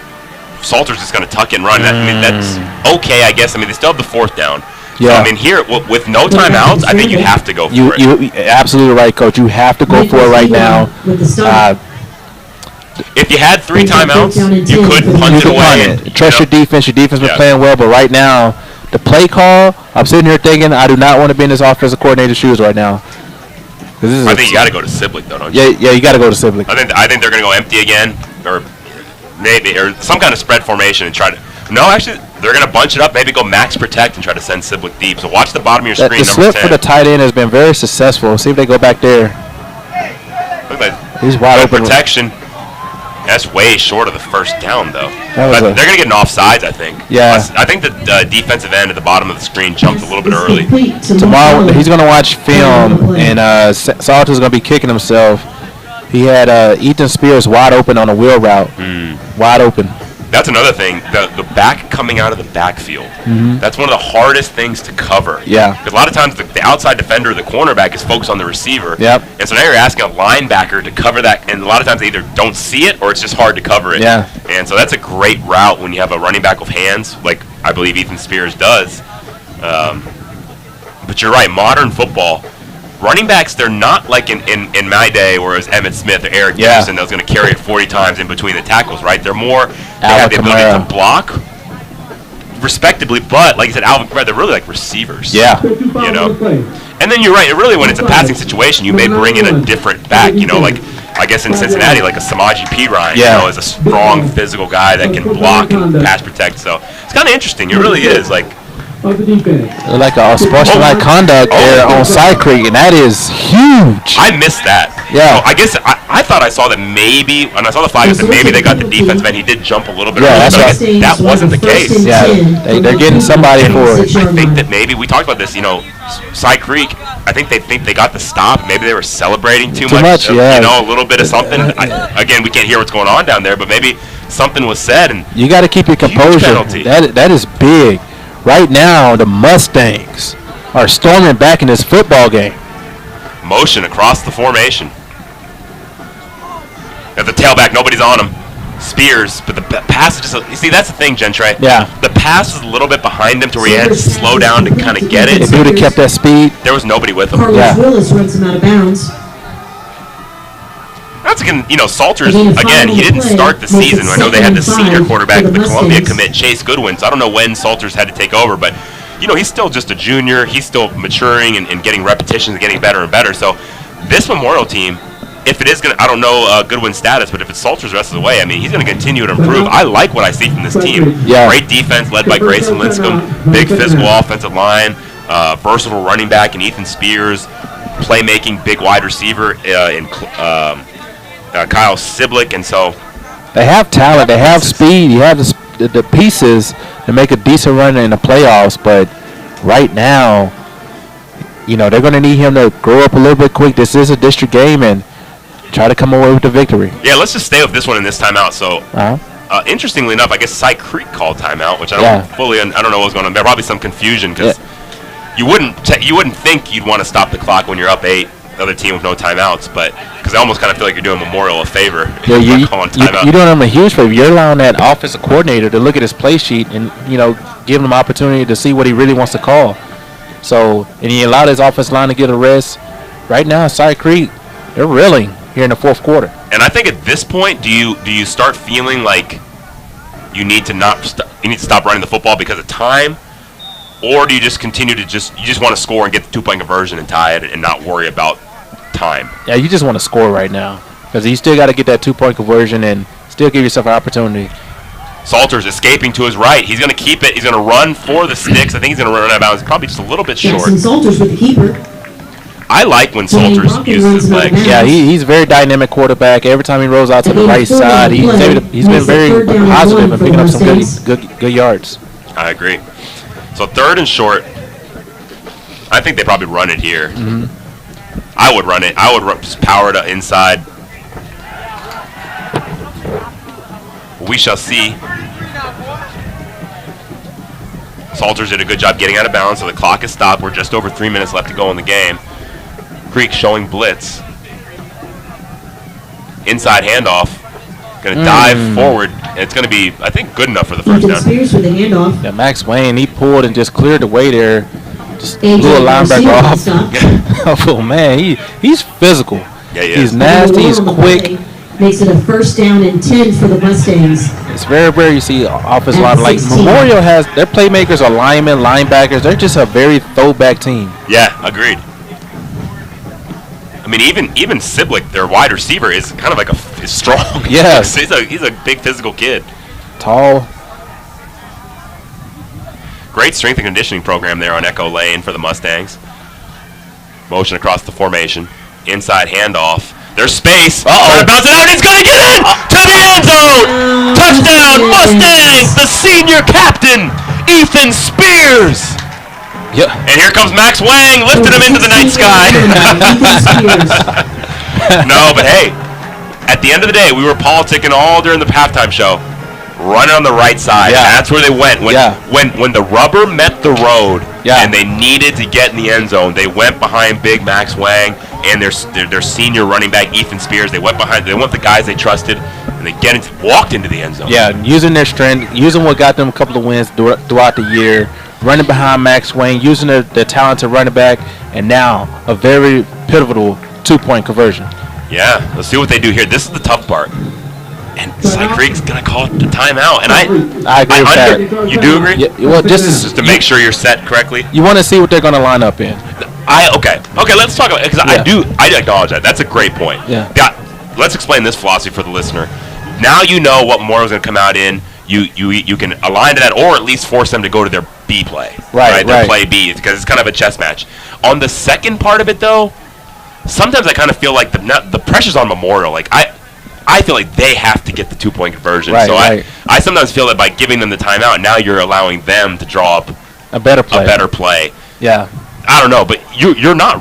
I totally agree with what you're saying. I mean, now Side Creek kind of saw what Memorial's first choice was in terms of formation. Yeah. So that's a great point. There's definitely no right or wrong answer. It's a philosophy thing. It's a game of chess, matchups, and now it's up to the coaches here. And and the second thing, to your point, Gentry, you could argue that maybe they just need the timeout to calm down the defense. Yeah. You could maybe say the momentum is all on Memorial's side. We just want to take a timeout to get our guys focused and just give all out effort on this play. So I'm starting to come around to your way of thinking now. Now I think about that portion. And Coach McKaig's a much better coach than I am. I got a 2-18 career head coaching record, so he's coach circles around me. All right, here we go. So Memorial set to go for 2. Gonna pass. Oh, he's gonna run it in. He's got the edge. He's got one man to beat. Is short. Tackled short. Great tackle. I was trying to see. Did you see the 91? 91. Sam Houston. Sam Houston, the father of Texas. Or I guess that's Steven at Boston. But anyhow, either one. They're both important. Man, I thought Salter was gonna get in there. Yeah, it looked like he did. Looked like he had the edge beat, but the effort there from Side Creek to finish off that play. So hey, great timeout there for Side Creek. They were in position. Whatever play Memorial was trying to run, they were not able to execute it. It was a pass, and so it just kind of broke down. It felt like Salter was going to get in there, but now with no timeouts left, 2:22 on the clock, they got to go for the onside kick. But back to the extra point there, Coach, because that first play they lined up in a trips formation. The second time they came out in timeout, they only had 2 wide receivers up top, so it forced them to plan B. Yeah, agreed. Yeah, I'm definitely coming around to what you said, man. I think that was the right call to call that timeout.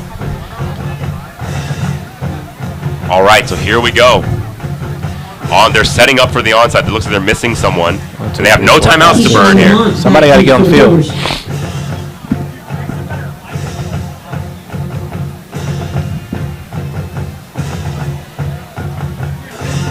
Now, yeah, they're going to have to sell out here for this onside. Going to take a nice bounce. Oh! It's live, but it's going to be fallen on by Side Creek. Number 6 falls on it, Keyshawn Lamont. That was close. Now, I think that if they get a first down, it's over. But I do think that this is not Neal territory. No, it's not Neal territory. They're going to have to run play, or they should run plays and try to get a first down. Because I think that Memorial can stop them and get the ball back.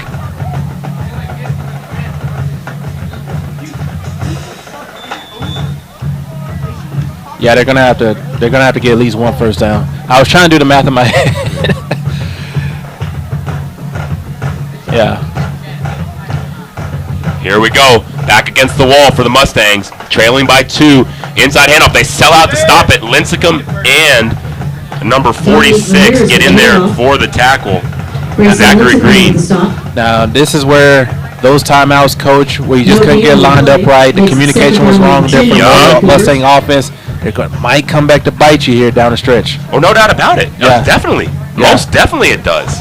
If you have those timeouts, you're in much better chance of winning this game. Yeah. And that's what they're going to go over and film when they come back on Monday. That's what they're going to be telling, is like, hey, those penalties come back to hurt. So the question is Coach McKay going to keep this on the ground, or does he dare? They've been throwing those quick screens. Do you dare put it in the air? Ooh, almost got a break there with a little bit of a high snap. Memorial's really going to try to strip this ball out, but that snap had gotten away. Oh, man. Oh, boy. No, but see, we're down to 1:24 left. Play clock's at 30. So they're going to have to snap this one around 50 seconds to go. They're going to have about 6 or 7 seconds they're gonna get the ball back. Now, if you're Memorial, this is going to be the game you feel like you let slip away. 2 turnovers, 1 turnover in the red zone. Couldn't get alignment with the timeouts. 1 play away from the 2-point conversion. This is going to be one you just feel, you let slip right through your hands. What a game it's been. Thank you for sticking with us. Jackson snaps it. He's going to keep it. Brad Jackson trying to gain the edge. Man, he slides so Smart, perfect. and he stayed in bounds. Quarterback keeper. And he got the first down. That's ball game. That guy's a player, Brad man. Jackson Brad slides Jackson down before going is out that of guy. bounds. Player of the game. Player of the game. Player No of the doubt. game. Result of the play He is a makes it difference first down and maker. 10 for the Cougars. Like you said, I don't think he knew for sure if he got the first down or not, which he did. This is But like a you said, reminder, please do he not go down slid, onto the so field he at the stayed end of the in game. bounds. He Yeah. knew. If you're He That knew. awareness. Stay Yeah, on the this stage. kid Do not go down on is the growing field. up. And the scary part is he's only a junior, so he's still going to grow, going to get strong in the weight room. Man, the sky's the limit for Brad Jackson. And kudos, and here they go set up for their victory formation. He'll just take a knee here. And there we go. That'll do it. But hey, I guess kudos, to Memorial. That was a heck of a comeback. Down 14-0 at halftime. Yeah, way to show fight, grit. They continue to play throughout the game. They played all the way to the fourth quarter. And this Memorial team, they're going to be around towards the end of the year. They're not going anywhere. And that is the end Love of to the see ball the game. fight in your ball On club. behalf of Cy-Fair Yeah. ISD, Spring Branch ISD. Definitely some missed we would like to thank opportunities you for attending Memorial. the game. They're not a Please team that drive typically safely makes home. mistakes like burning timeouts or things of that nature, formation. One of the players did a backflip, pretty impressive there. But kids are so good at celebrating now. We didn't have all that back in my day, but no, I mean it was impressive on both sides. Both of these teams, we were treated to a great game because they're just so evenly matched, even though they're very different in their strengths. Contrasting styles. Yeah, contrasting styles, but very evenly matched. It was a fun game. So any final thoughts, Jen Trey, before we sign off? Both of these teams put up a great fight, man. Cy Creek with the explosive playmakers. Brad Jackson. This kid is special. All of you guys that are watching us on YouTube, be sure to leave a like. But continue to follow Brad Jackson throughout his career. Look like we have a special player right in front of us. And if you're watching on YouTube, go ahead and also just go into that search bar, type H-Town Pick'em. I got an appointment tomorrow morning at 10 a.m. with Jen Trey and my co-host Mike Obie. We're going to pick all the games, all the big games in the Houston area for Week 6 coming up, and then we'll get to see who has the bragging rights, man. I'm batting about 700 this year. I'm getting close to the 70% mark. Okay. I'm doing it, Jen Trey. But we'll see what you do, man. Maybe you can be our first guest to ever get over 90% for a week. That has not been done yet. So it's been fun, man. I thought we might have overtime. I was about to tell you to call your wife and cancel any plans. I thought we might have overtime, but we're going to get out of here with a final score of Cy Creek 28, Memorial 26. What a great way to open District 17 6A play. We'll be with you all season bringing you these games. So for Jen Trey Williams, I'm James Kovaleski. Thank you for tuning in, and we'll catch y'all down the road.